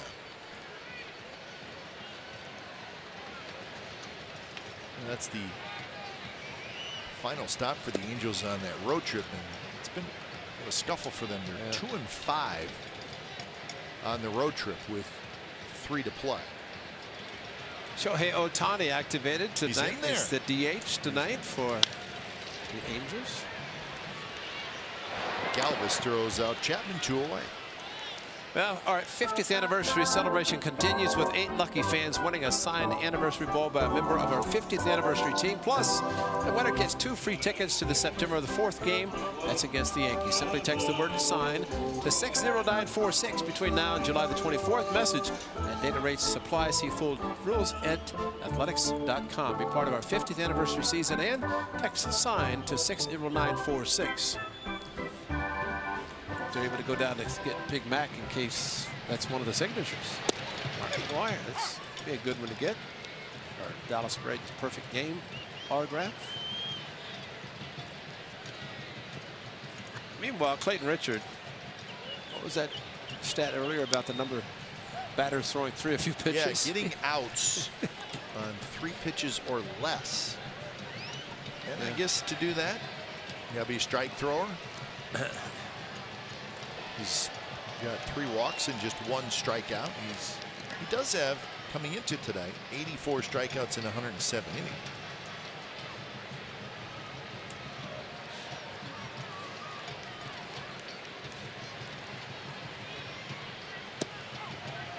Strike 3 called, and he did it on just 7 pitches. He gets Canna, Chapman, and Lucroy.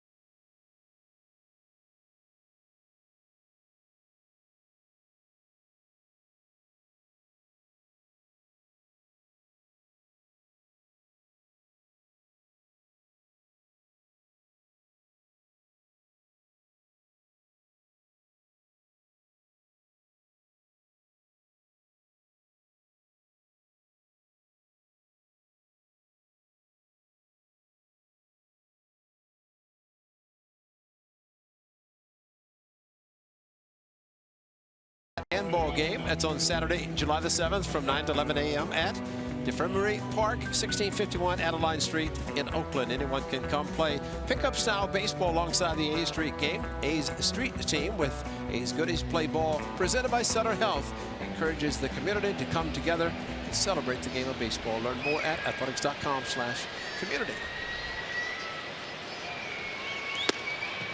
So top of the 6th inning. Pagan stays out there to be Spangenberg, Perella, and Galvis. 2-0 San Diego. They got both their runs last inning.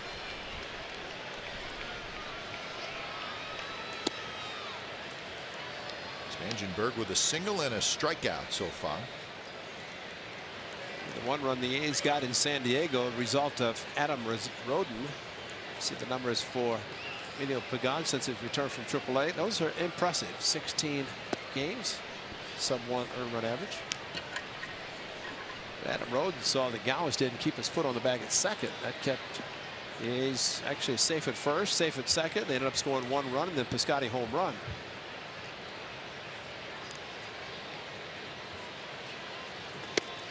There's a strike. So 3-1 count to Spangenberg. Good guy to keep off the bases.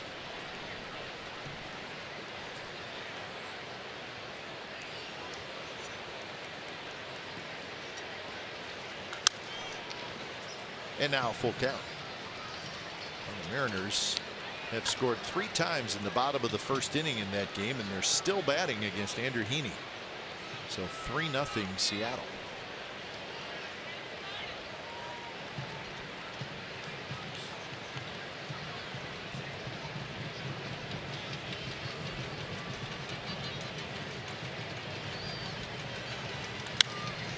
Shot into right field, a base hit. Spangenberg with an aggressive turn. So that is 8 hits now for the Padres. The A's have just 2.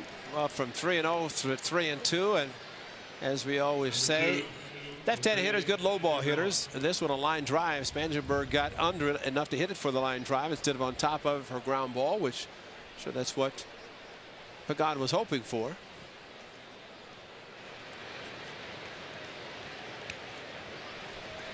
So here's Jose Perella.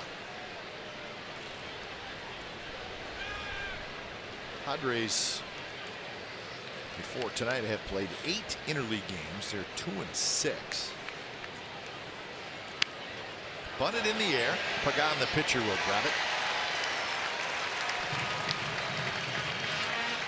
So it looked like Perella was bunting for a hit. Yes, he was. And nice play by Pagan. And watching Perella, he was running to first base all the way, so not an opportunity to let the ball drop to get a double play. We just looked to see what the runner at first was doing.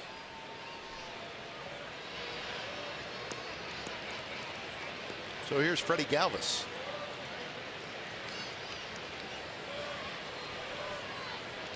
Galvis is a switch hitter.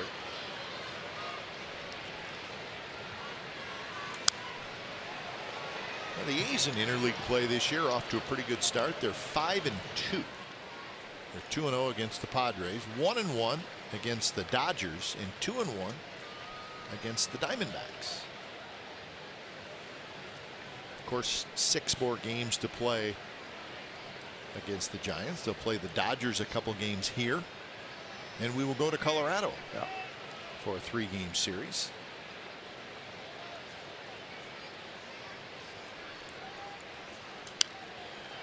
A's have always been one of the better interleague teams. Of course, interleague's been going on since 1998.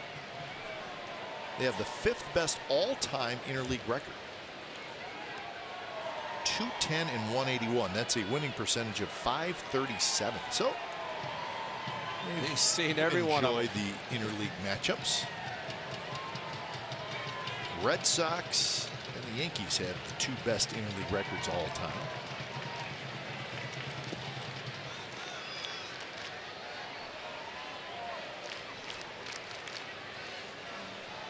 A big block for the A's, and Jonathan Lucroy does a good job of smothering the ball and goes down, glove between his legs, and the ball did pop up, stay close enough, and that's important to keep the double play in order. Galvis does run well, Spangenberg also, but a hard hit ball could be 2.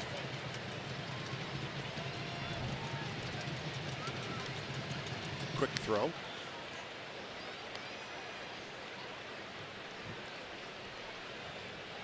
I think Ray Pagan maybe using his fastball a little bit more since being brought back up. Seems like that's been one of the differences. Yeah, and he's got that long stride, something that he's always had, and strides out, pushes off the back foot, and throws the fastball whether up or down. It's good.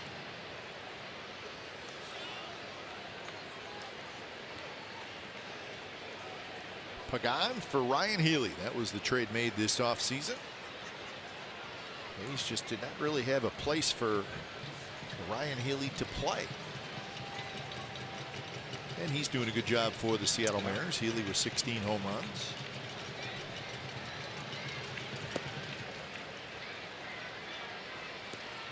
Well, there's a guy named Matt and a guy named Matt. Yep. That changed first and third for Ryan Healy. So try to play some outfield, but playing some first base, a lot of first base, as a matter of fact, for the Mariners, and doing a good job. Power bat, 25 to 30 home runs pretty consistently. So he's found a home.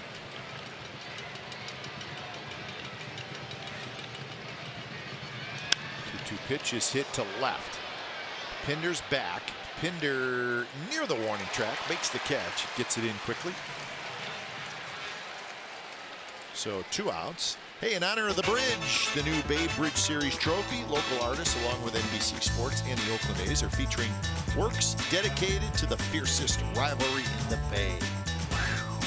The Battle of the Bay Art Show, July 20th through the 22nd at the Coliseum. Tickets at athletics.com/battle. Battle of the Bay Art Show. Just got confirmation, clarification on the challenge by Bob Melvin. It was a manager's challenge, not an umpire's challenge. It's just the fact that he went to Mike Winters, maybe because crew chief. But Scott Emerson visiting Pagan. The hedge is coming up. Maybe to get a little bit extra time for Ryan Buchter to get loose. For Jankowski, who's gotten 3 hits today. Let's say the uniforms worn by the Athletics, very impressive. Red, white, and blue with the stars and the numbers.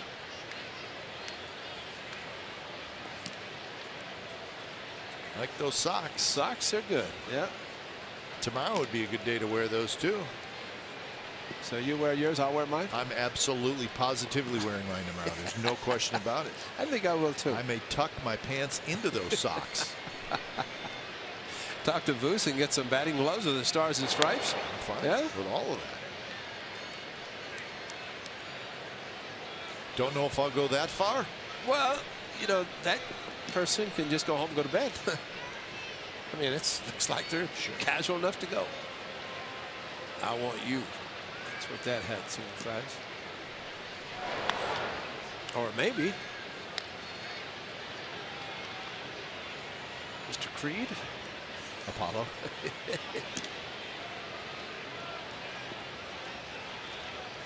That looks warm. Yeah. It's Bartable, though. I bet he got on Bart, though. Raring to go. Swing and a miss. There's the fastball by Pagan.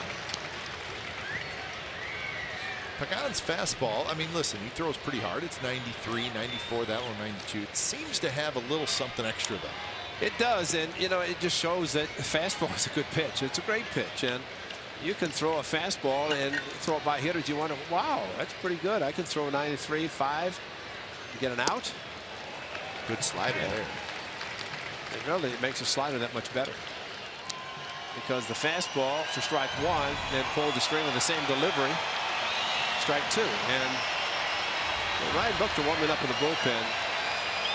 If you're doing anything out of the ordinary as a pitcher, what's nice is if your own teammates can pick up something that you might be doing to tip your pitches, and you can be corrected by a teammate. And Buchter's very good at that.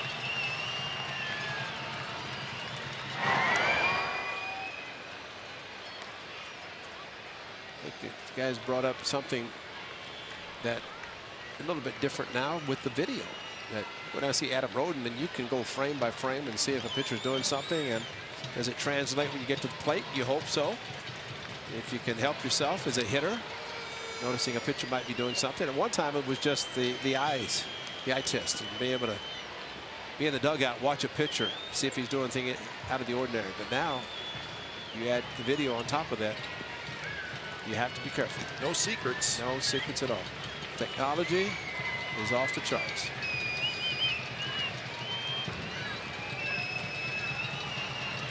Swing and a miss. He struck him out. So leadoff single, nothing else. Bottom of the 6th coming up. 2-0 Padres.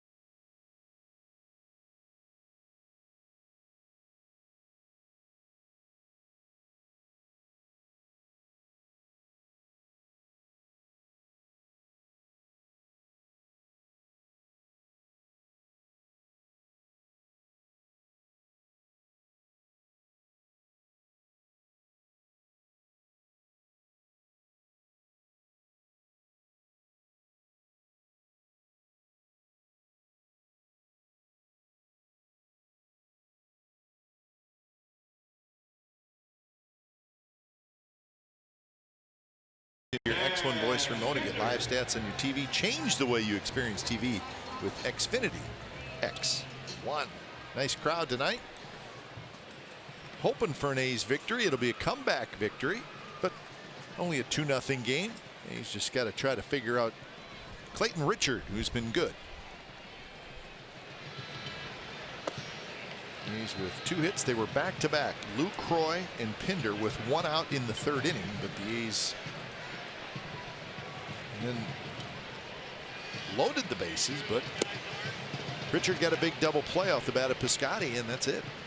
A couple of double plays resulting in 4 outs, and graphic showed earlier about the 3 pitches or less with the outs. He's gotten 10 of those in the first 5 innings. And the 2 hits the A's got were both 2 pitches or less, 3 pitches or less. Actually, both for 3 pitches. So trying to do something, because the pitch count is nothing that he has to worry about at this point. 58. Right on the inside corner. Yeah, 3 double plays. That's right. Got Canna 5-4-3 in the second. Piscotty 5-3 in the third. Olson 5-6-3 in the fourth. So it's been a big deal for Richard. Forgot about the 5-3, but that was a huge one, because it was first and third and 1 out. Off-speed pitch that Piscotty was out in front. Might have been ball 4, too close to take.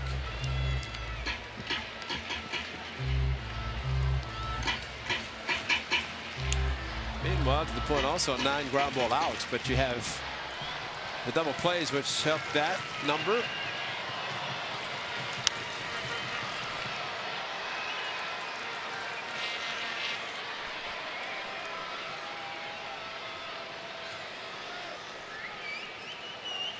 See, it's cool tonight. Yes, it is. And a lot of sweatshirts, a couple beanies even. Well, after all, it's July 3rd. What do you expect? Serious. July 3rd in the Bay Area.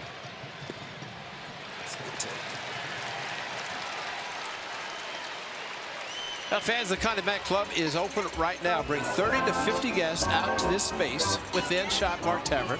Seats will be located immediately in front of Shot Park Tavern in our Plaza Club seats. It's the most premium group hospitality experience at the Coliseum. Go to athletics.com/groups for details. And we have talked about so many opportunities to come to the park and enjoy A's baseball. And that's just another one right there, the Connie Mack Club.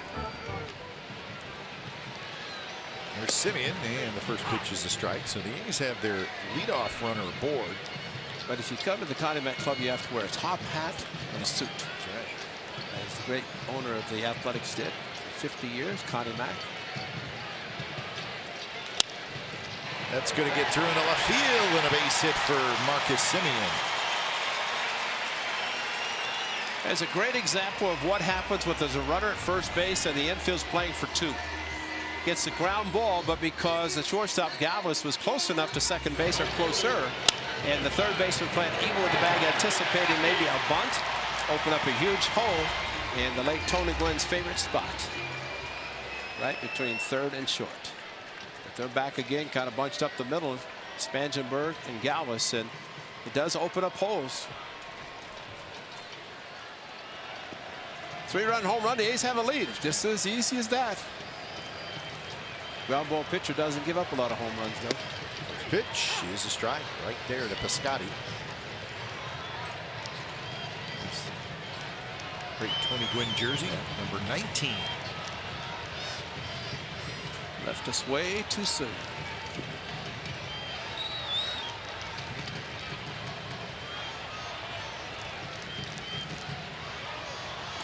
Fastball is high at 90 miles an hour.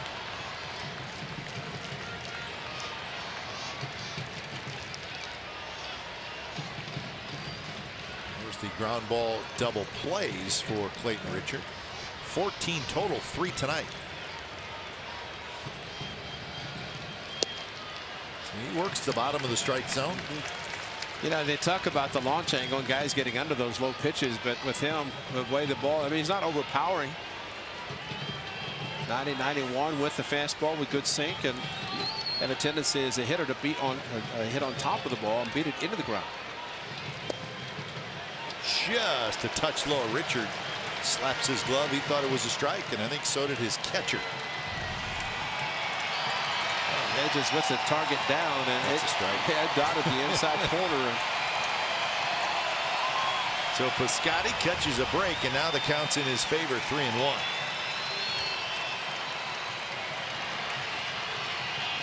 The big home run against the Padres, and that's closing the National League in hand. This one's foul back. So now a full count with Pinder at second, Semien at first, and Lowry in the on-deck circle. Cap, I don't think he was thinking home run 2 weeks ago, and I don't think he's thinking that tonight either. StatCast powered by AWS. We do not want that ground ball to short. Another foul ball. 87 miles an hour.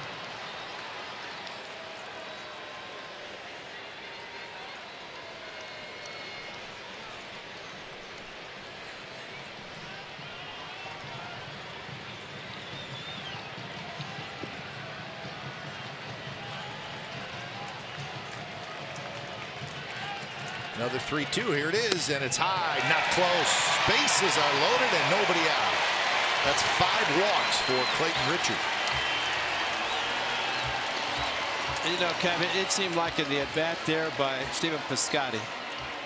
Supposedly the pitching coach going out to visit with his pitcher, but it just seemed like that Piscotty just shortened up almost to watch every pitch and not trying to get too big with his swing. What you should do. You should do it, yeah. But I'm saying, how many guys don't do that? That you see too many of them try to get big, and all of a sudden they roll over on a ground ball or a pitch. They should be doing what Piscotty did. That was a great at bat, and he drew a walk.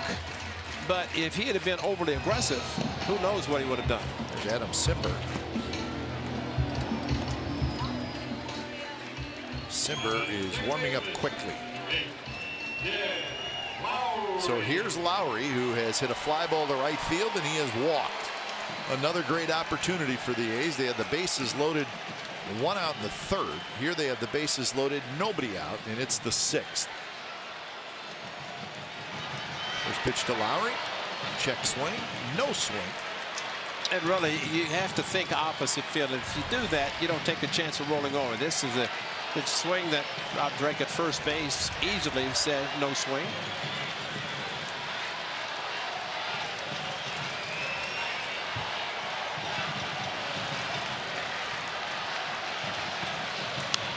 Pop-up foul. See Jed's eyes squinting a little bit. That's the wind. Has a tendency to blow in your face and your eyes. You know, Mark McGwire had a tough time here because the wind was always blowing and kind of squinting a lot. And as a hitter, you want your eyes open as much as possible to be able to see the ball. But Big Mac wearing contacts, and while the flags are kind of down, there is a breeze, and just enough it kind of waters your eyes a little bit. Line foul off the protective netting right above the Padres dugout, and it drops right down into the dugout. So now the count 1-2. Seemed like Jed trying to have a similar to bat that Piscotty had.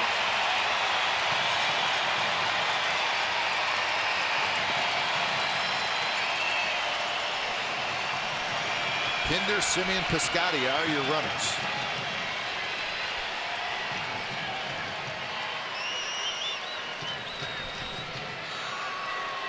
My eyes are starting to water in the booth with the wind blowing in here. We don't want that. But it just all of a sudden a breeze, so you can understand what the players are dealing with. And that one just a touch high.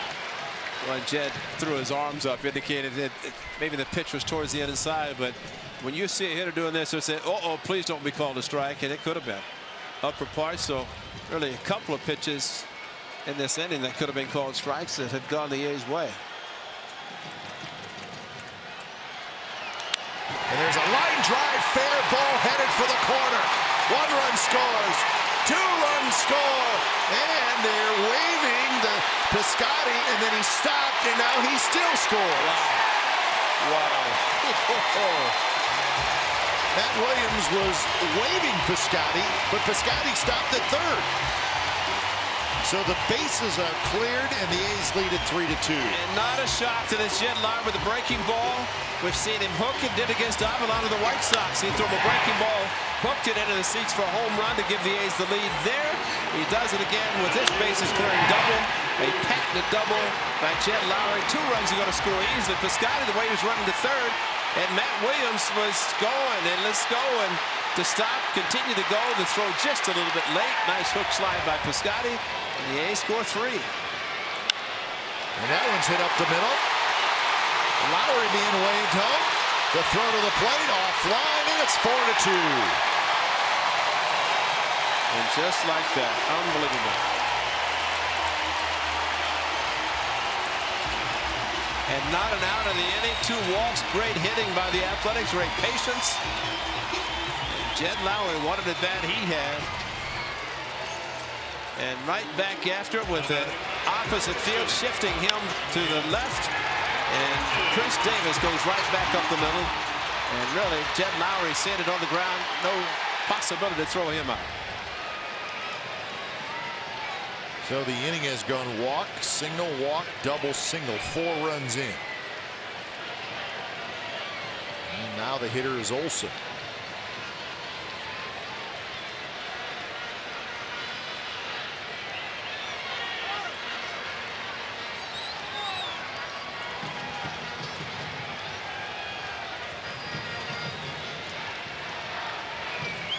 Simber, the reliever, should be just about ready to go. This is probably going to be the last guy that Richards faces. And it's hit hard right to short. And to first, and that's a double play. It was Villanueva, actually the third baseman, who was playing in that shift. So that's another double play. Now Piscotty was running, and he's saying, hold up, no, let's go. And that's why Piscotty held up, was Matt Williams. Yeah, maybe it was a late read on the ball in the outfield, but he had him running there and then holds up Piscotty and then has him going. So a nice recovery by Piscotty as he looked back, and fortunately the throw just a little bit late. So a 4 spot here in the bottom of the 6th. That was a great at bat by him. Great running also to stop momentarily, but be able to pick it up and run fast enough to make it to the plate. 0-1 to Canna. And that's a strike, and it's 0-2.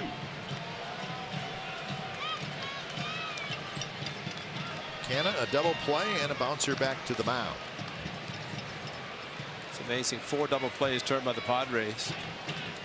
4 runs because of a couple of walks in this inning. And your point about left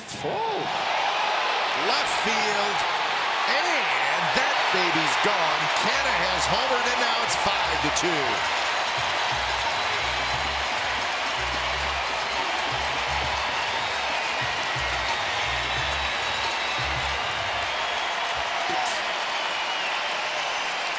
And Kev, you said it right, but the double play kept him in the game for Mark Canna, and he just unloaded. And you talk about watch the swing and watch what he does. Hits it, gone. He knows it's gone. Drop the bat. The ball is crushed. And a 2-strike pitch.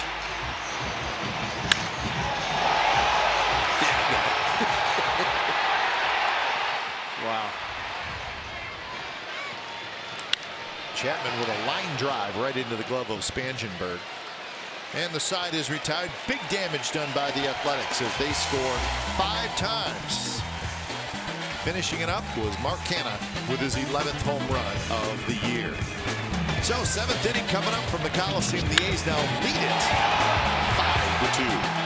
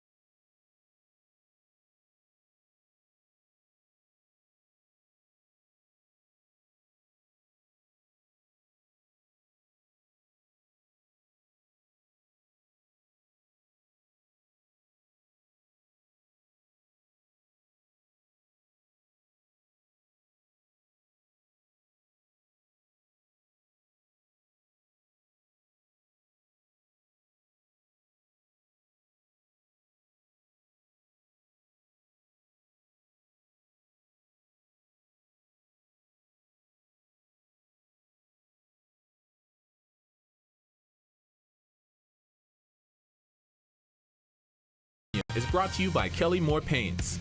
Go where the pros go. Kelly Moore, the painter's paint store.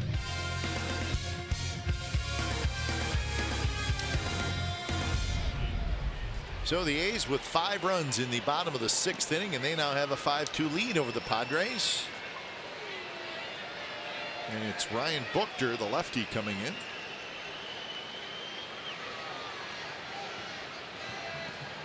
Buchter will face Jankowski, Margot, and Hosmer.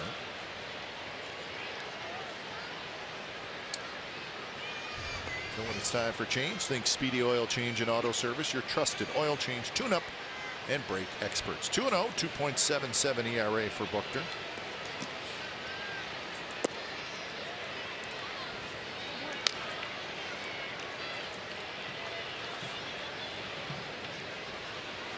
Richard was cruising along, but the wheels fell off. Couple of walks ended up costing him, especially the leadoff one to Pinder. You walked the 9th place hitter. Oh, how often does it happen, huh?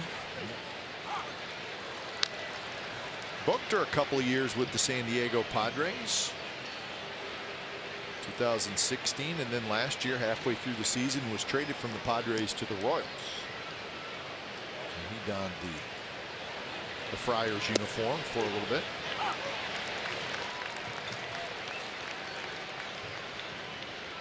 Good numbers in San Diego.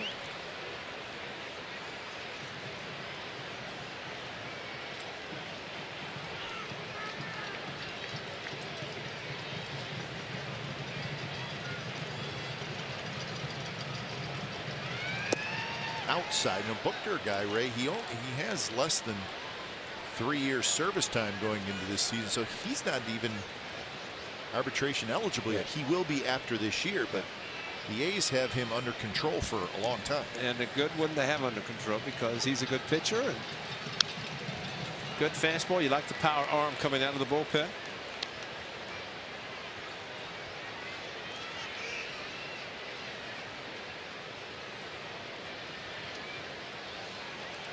Most of the guys, you start looking at the A's bullpen. Trinan is not a free agent for a couple more years. There's Trevino, just a rookie. Pagan has very little service time. Santiago Casilla is a free agent at the end of the year.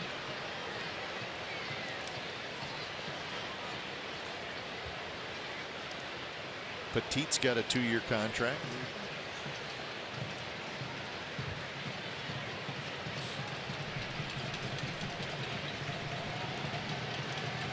3-2 to Travis Jankowski. And foul tip in and out of the glove of Luke Wood.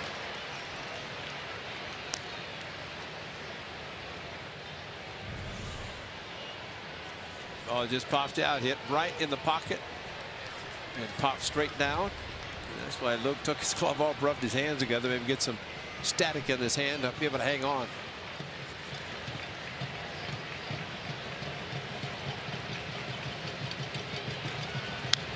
Pitch foul back again. So good battle here. Margot and Hosmer to follow. The crowd tonight, 29,925 with the fireworks coming up after the ball game.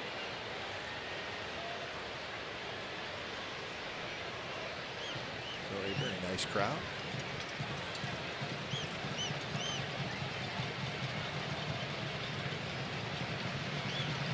Another 3-2. Swing and a miss. He struck him out. So he stayed with the fastball. Buchter's got a good one. So out number 1. It's one of the great atmospheres in North American pro sports as the Quakes travel to Portland to face the Timbers. Coverage begins at 8 p.m. on NBC Sports California. Also streaming live on the NBC Sports app. The home of the authentic Quakes fan is NBC Sports California. That is Saturday, 8 p.m. Saturday. Where will we be, Ray? We'll be in Cleveland, Ohio. Downtown Cleveland. Cleveland, Ohio, a 3-game series. Good road trip coming up for the Athletics. You go to Cleveland for 3, and I say good, meaning you're going to play good teams. And you got to be playing good baseball, and that's what you want. Yeah, that's, I wouldn't say a hostile environment, but a good environment for the Tribe because they're playing good baseball. I think those fans start to realize the team's good. Do what they've done in the mid-90s, and that's go to postseason every year. Yep. So you got 3 in Cleveland, then you go to Houston for 4. You know what you're dealing with there. And then you finish at the Giants. And the Giants have a very good home record. So it's a good road trip. It's a challenging road trip. And that leads right up to the All-Star break. So where will the Athletics be at the break? They need to close ground on the Seattle Mariners.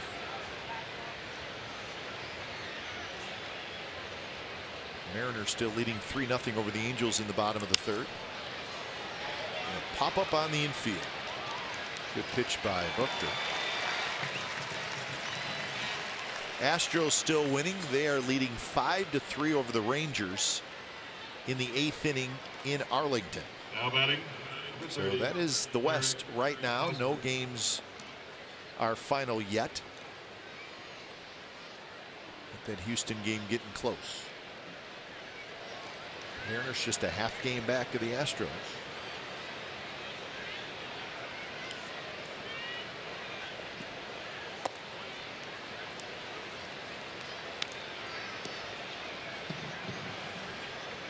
I want to know the count to Eric Hosmer, who is 0 for 3. An RBI ground out in the 5th inning. That's the inning the Padres scored their 2. And that got a good chunk of Jonathan Lucroy. Wow. Well, helmet, mask, sometimes all that protection doesn't help, especially with a direct hit like that. See the umpire, home plate umpire, holding him up. See all the padding around the chin, and I mean that's, you want as much as possible. That's the old style mask. You have a little extension off the bottom to protect the neck and the chin in a sense, but never enough protection.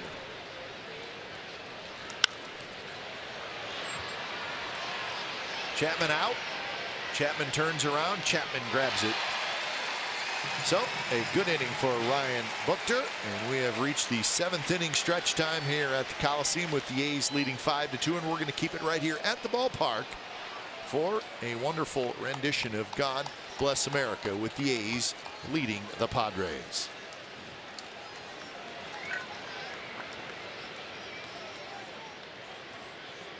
Ladies and gentlemen, please direct your attention to the field, where retired Naval Petty Officer Stephen Powell will be performing God Bless America.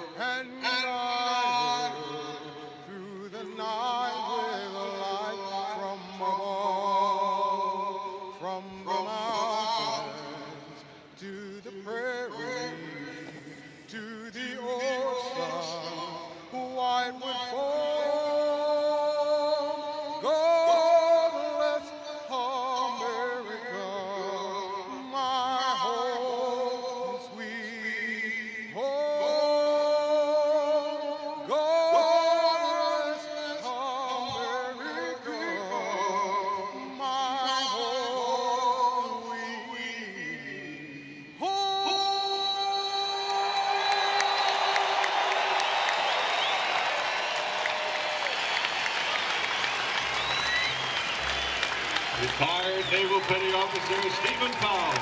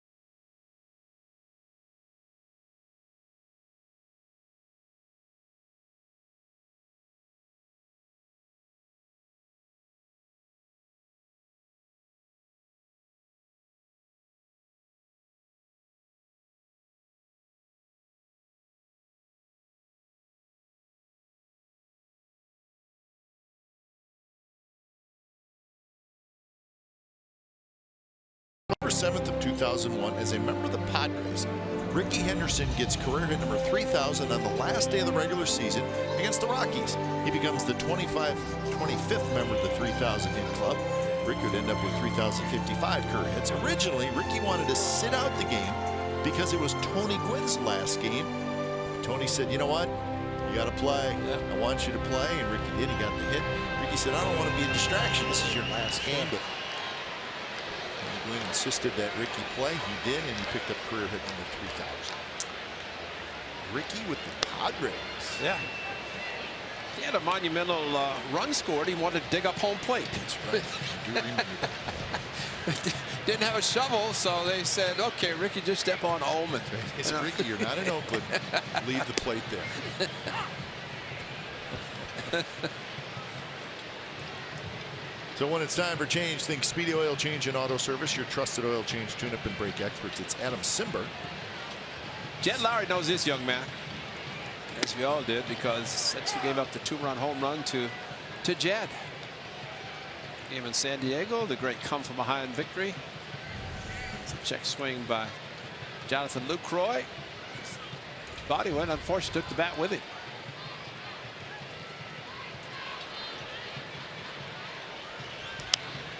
Big bouncer toward third. Villanueva has it across the diamond, and that's out number 1. So here's the 3,000th career hit for Rickey Henderson in a Padres uniform. Same stance.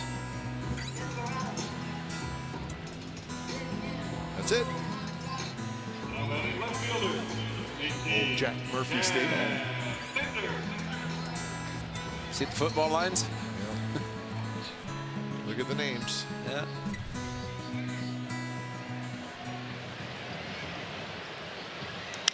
Pinder down the line and deep. And that baby is gone.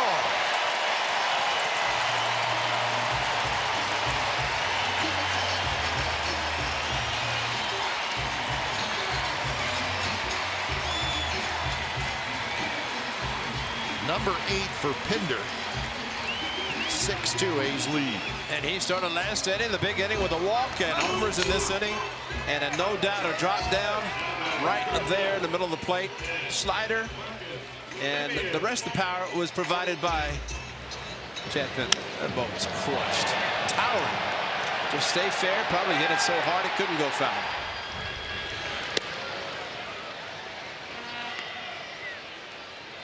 So a couple of home runs for the A's tonight. They now have 114 home runs, 5th most in the American League. Nice about that for Chad Pinder. 4 of his previous 7 have been against lefties. And this against a righty, now gets him 4-4.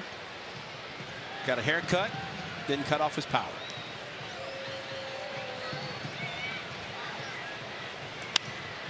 Hard hit ball. Galvis on the backhand. His throw low, and Hosmer digs out a tough ball. 2 outs.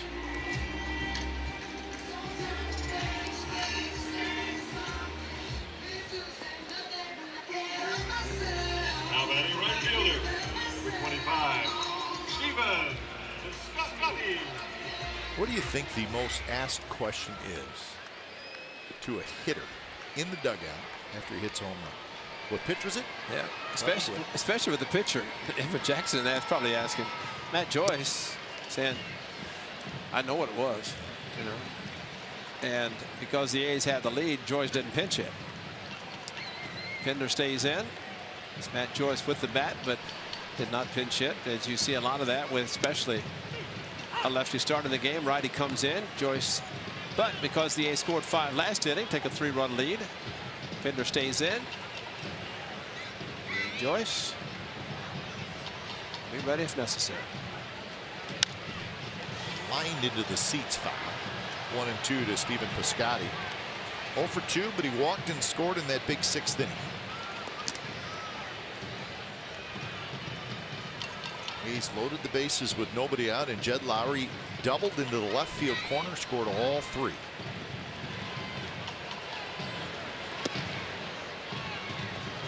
Davis had a base hit that knocked in a run, and then Canna hit a home run.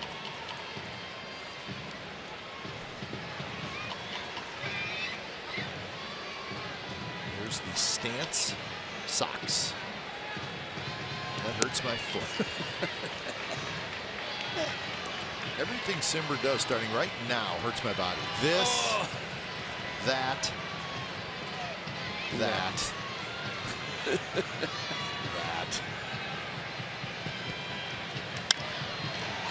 More action for Galvis. Side retired. Pinder with a home run, his 8th of the year. So we are headed to the 8th inning at the Coliseum, and the A's now lead it 6-2 over the Pirates.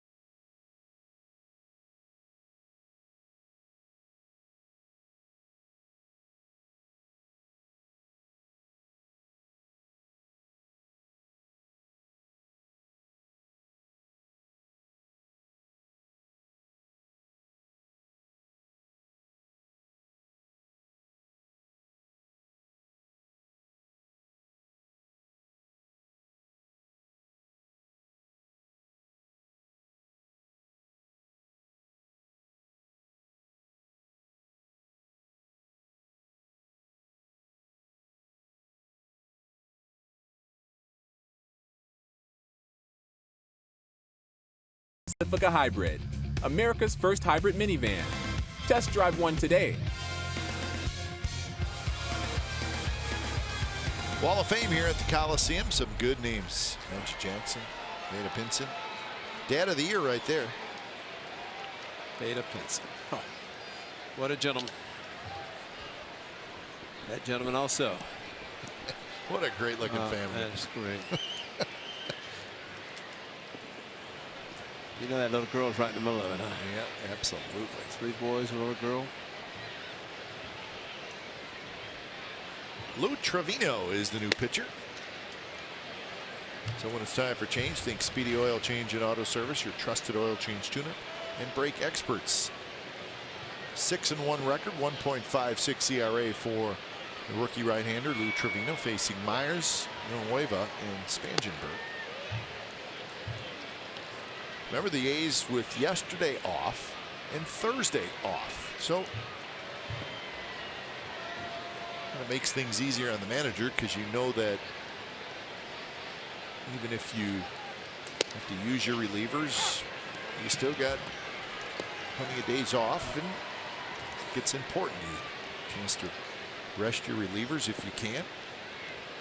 Yeah, I think also, one of the things for those guys right there, Scott Emerson, pitching coach, the skipper Bob Melvin, that sure you think about off days, but you also need to keep guys sharp.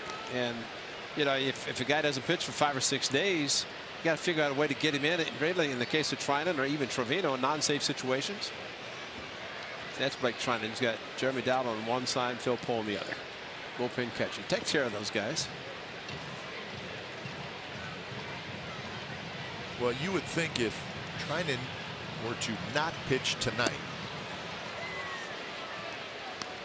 Bob Melvin would try really hard to pitch him tomorrow. Exactly. And as Blake always says, the more I pitch, the better I am. And that says a lot about a closer. And he didn't pitch on Sunday.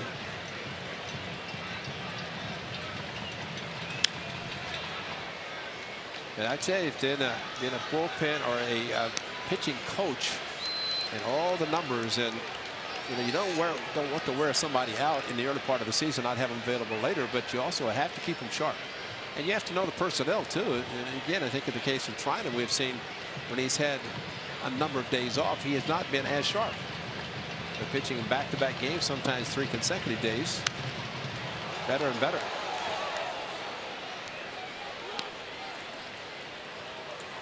Well, we hope Chris Bassett's all right. He left trailing 2-0. But his bullpen and his offense has done the job to get the A's the lead, 6-2 in the 8th inning.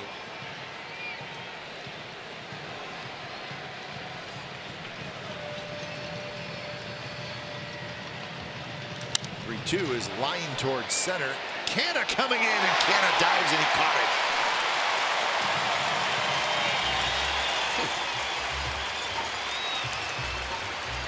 This is a beautiful job by Mark Canna coming in on this ball. Low liner off the bat of Will Myers. And if you watch him, he keeps himself off to the side of the baseball, makes the catch, and then goes into the roll. That's in an effort to avoid any sort of injury. You start to straighten out your arms and brace your fall. Sometimes a wrist or something can come up on the back side of that. So a great display of athleticism by Mark Canna. So here's Villanueva. And he hits one very high to left field. And Pinder's got Dallas. Where you been?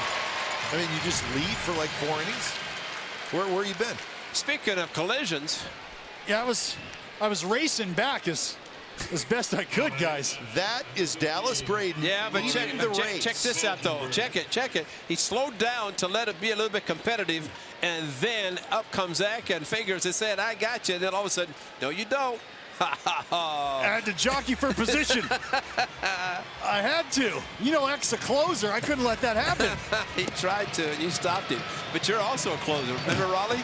That's right. All right, so now that we know where you were, okay. You were fulfilling. Was that a bucket list thing right there for you? I mean, it is. It absolutely is. You kidding me? Is the head as heavy as it looks? Oh, boys, let me tell you.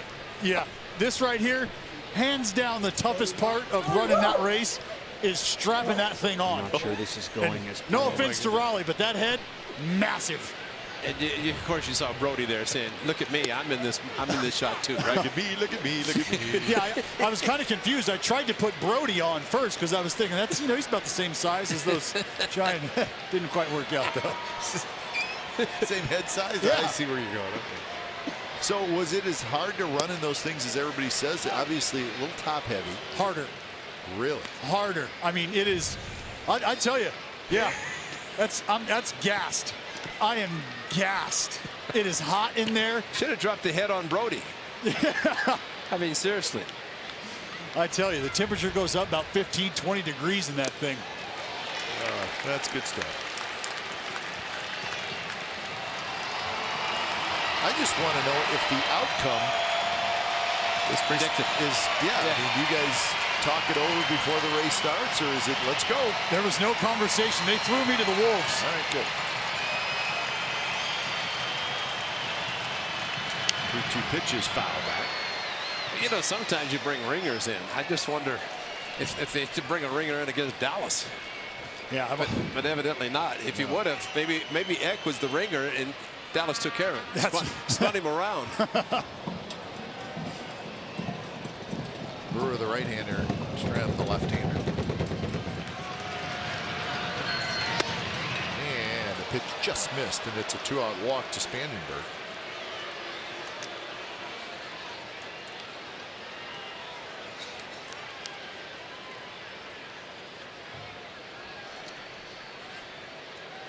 Well, it's our version of what? You got the sausage races in Milwaukee. You got the presidents in Washington, D.C. We got the Hall of Fame big heads. Yeah.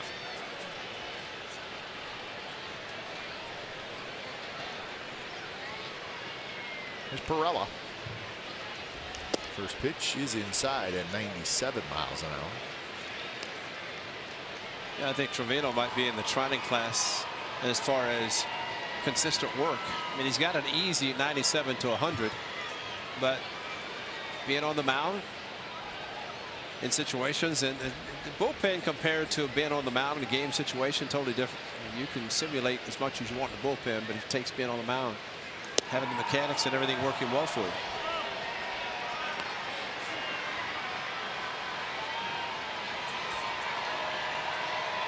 So 2-0 to Perella. 6-2, the A's lead. A's with 5 in the 6th and 1 in the 7th. Good pitch there. 2-1 the count.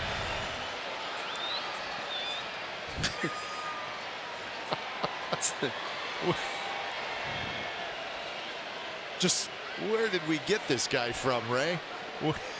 And you know, his phone never leaves his hand. Just trying to limber up. You do that every morning, don't you? In the shower.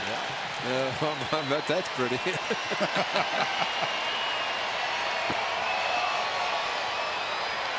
They're doing the wave at the Coliseum.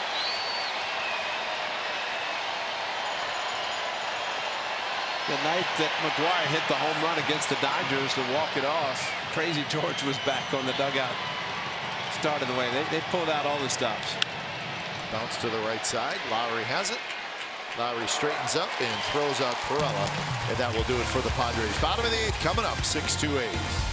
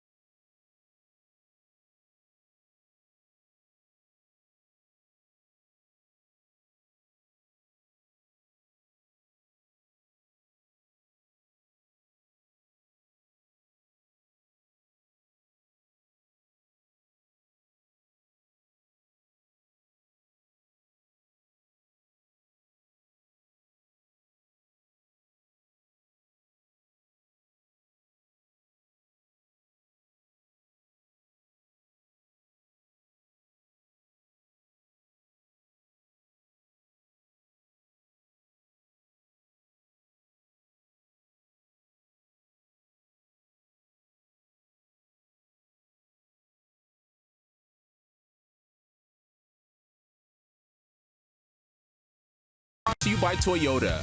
Designed for the grind that comes through every time. See your local Toyota dealer today. Toyota. Let's go places. By Southwest Airlines. Low fares, no hidden fees. That's transparency. And by Xfinity. X1 will change the way you experience TV.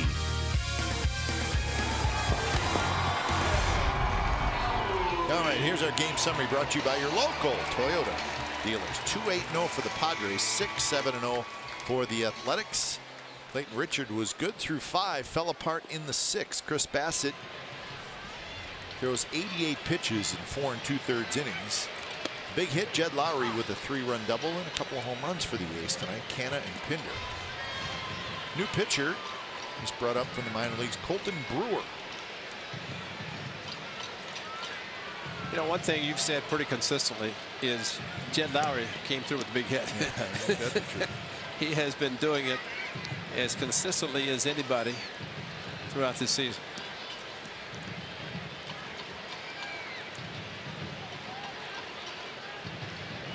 Jed Lowry is approaching the All-Star break, 59 runs batted in for a second baseman.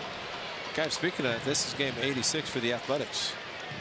And counting tonight, and then 10, the A's are going to play 97 at the All-Star break. Yeah, All-Star game a little later. This year, but you know that's why it's important to say pre-All-Star break, post-All, not halfway. Yeah. Because halfway, I mean, the A's 16 games past the halfway point. by the time the break comes. Here's the AL RBI leaders, and that includes Lowry's 59. That includes the 3 tonight. Chris Davis with 56. Davis has 1 tonight. A shot in the right field and a base hit. Lowry's 2 for 3 with a walk. Time now for the Chrysler drive of the game. While we mentioned Jed Lowry coming through, big hits.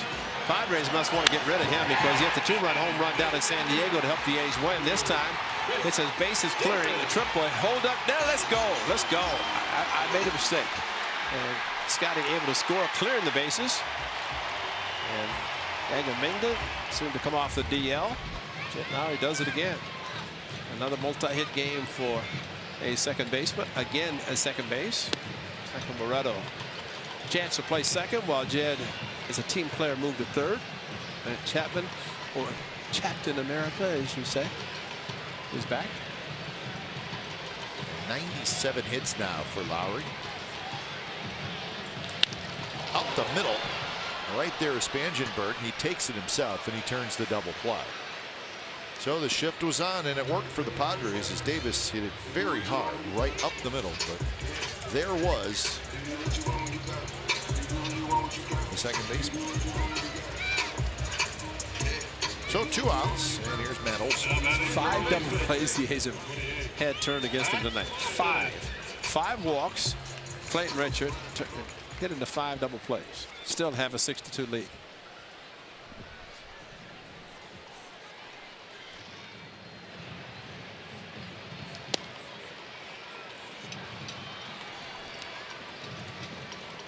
So tomorrow we'll be back with you at 12:30. A's pregame live. It'll be Perdomo and Manaya. So a little 4th of July baseball. And we'll be home 4th of July evening. Isn't that a wonderful thing? That sounds great. Thank you, Mickey Morbido. There's Sean Manaya. Clean shaven Sean. Hair growing back. A's will travel to Cleveland on Thursday morning.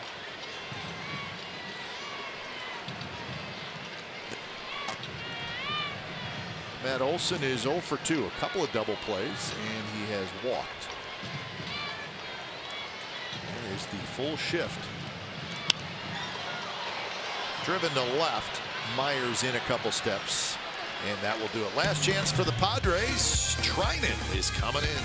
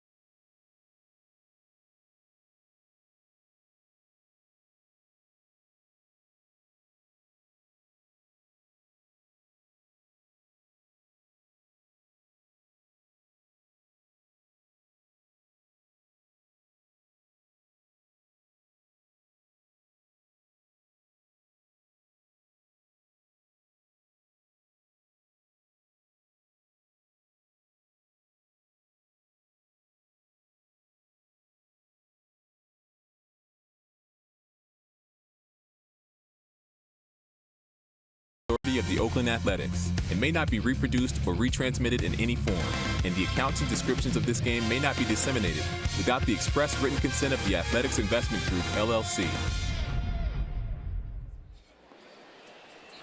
So 6-2, the A's lead, trying to take the first of this short 2-game series against the Padres. And Blake Trinan comes in.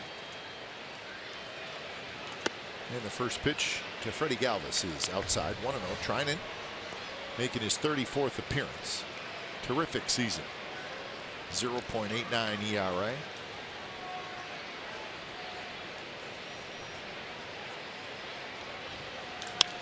And that one is lined left field. Pinder's there. He's got it. You know, if Blake Trinan were not going to be available tomorrow, he wouldn't be pitching tonight. This is a non-save situation, but the A's do not care. Trinan gets a chance to get an inning in, and with a quick turnaround day game after night game. But I would think that this is more work. And to your point earlier about the off day on Thursday, off day yesterday, and it's not going to be an issue for Bob Melvin to say, not even have to ask Blake Trinan about availability tomorrow, because again, I don't think he would be in this game if that were not the case. So we'll see if the A's can have a similar lead tomorrow, or at least a lead where he'd have to come in and try to save a game.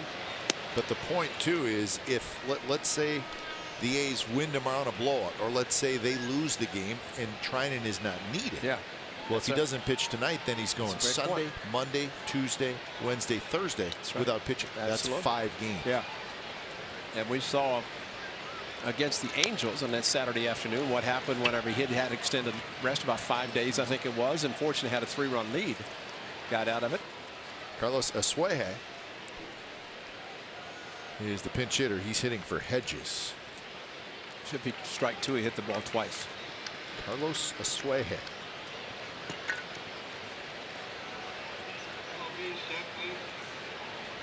1-1 the count.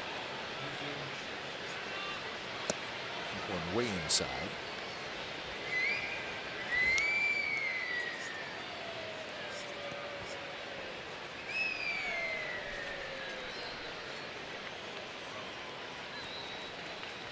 Bullpen's been terrific again. Pagan, Buchter, Trevino, 3 1/3 innings, 1 hit, 1 walk, 2 strikeouts. And now trying to wrap it up here in the 9th inning is Asueje with the base hit.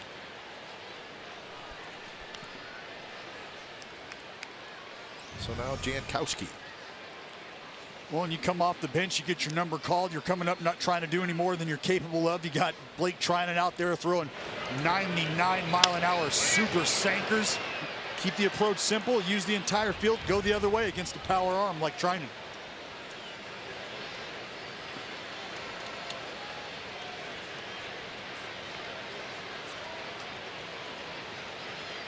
So here is Jankowski, who's had a good ball game. 3 for 4, 3 singles. He's got a run scored. The only time that he has made it out, he struck out in the 7th inning. The Astros have won their game. They beat the Texas Rangers. Final score of 5-3. Saying about that series, Kai, that the Astros are playing the Rangers. That if the Rangers, of course, maybe even before this series, but you have to figure if the Astros play well enough, it may be time for the Rangers to say that's it and make the moves that many people are kind of predicting. One on being Cole Hamels. Keuchel got the win tonight. He's 5-8. Reddick and Kemp homered for the Astros, who break a little 3-game losing streak. Still 3-1 Mariners over the Angels in the 6th inning.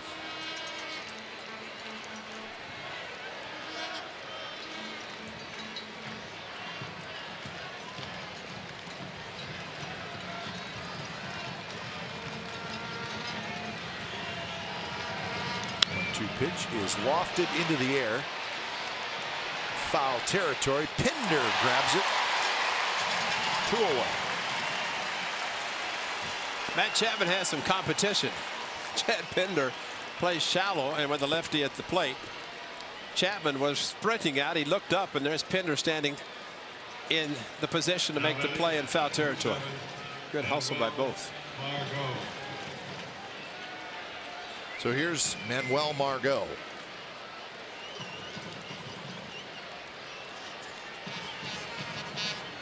Margot has walked singled and reached on a fielder's choice. He's also popped to second. He's been on base 3 times and swings over top. 98 miles an hour with some sink.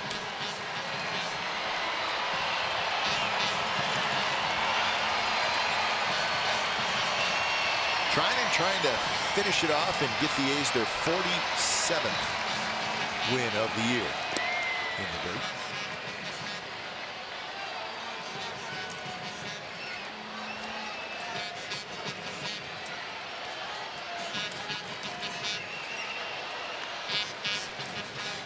Remember, our coverage tomorrow starts at 12:30. First pitch 1:05. Coming up after this ball game, A's post-game live. Lots of goodies as always, including fireworks coverage. How about that? Brody's going to describe every fireworks coverage. Yeah, that'd be nice.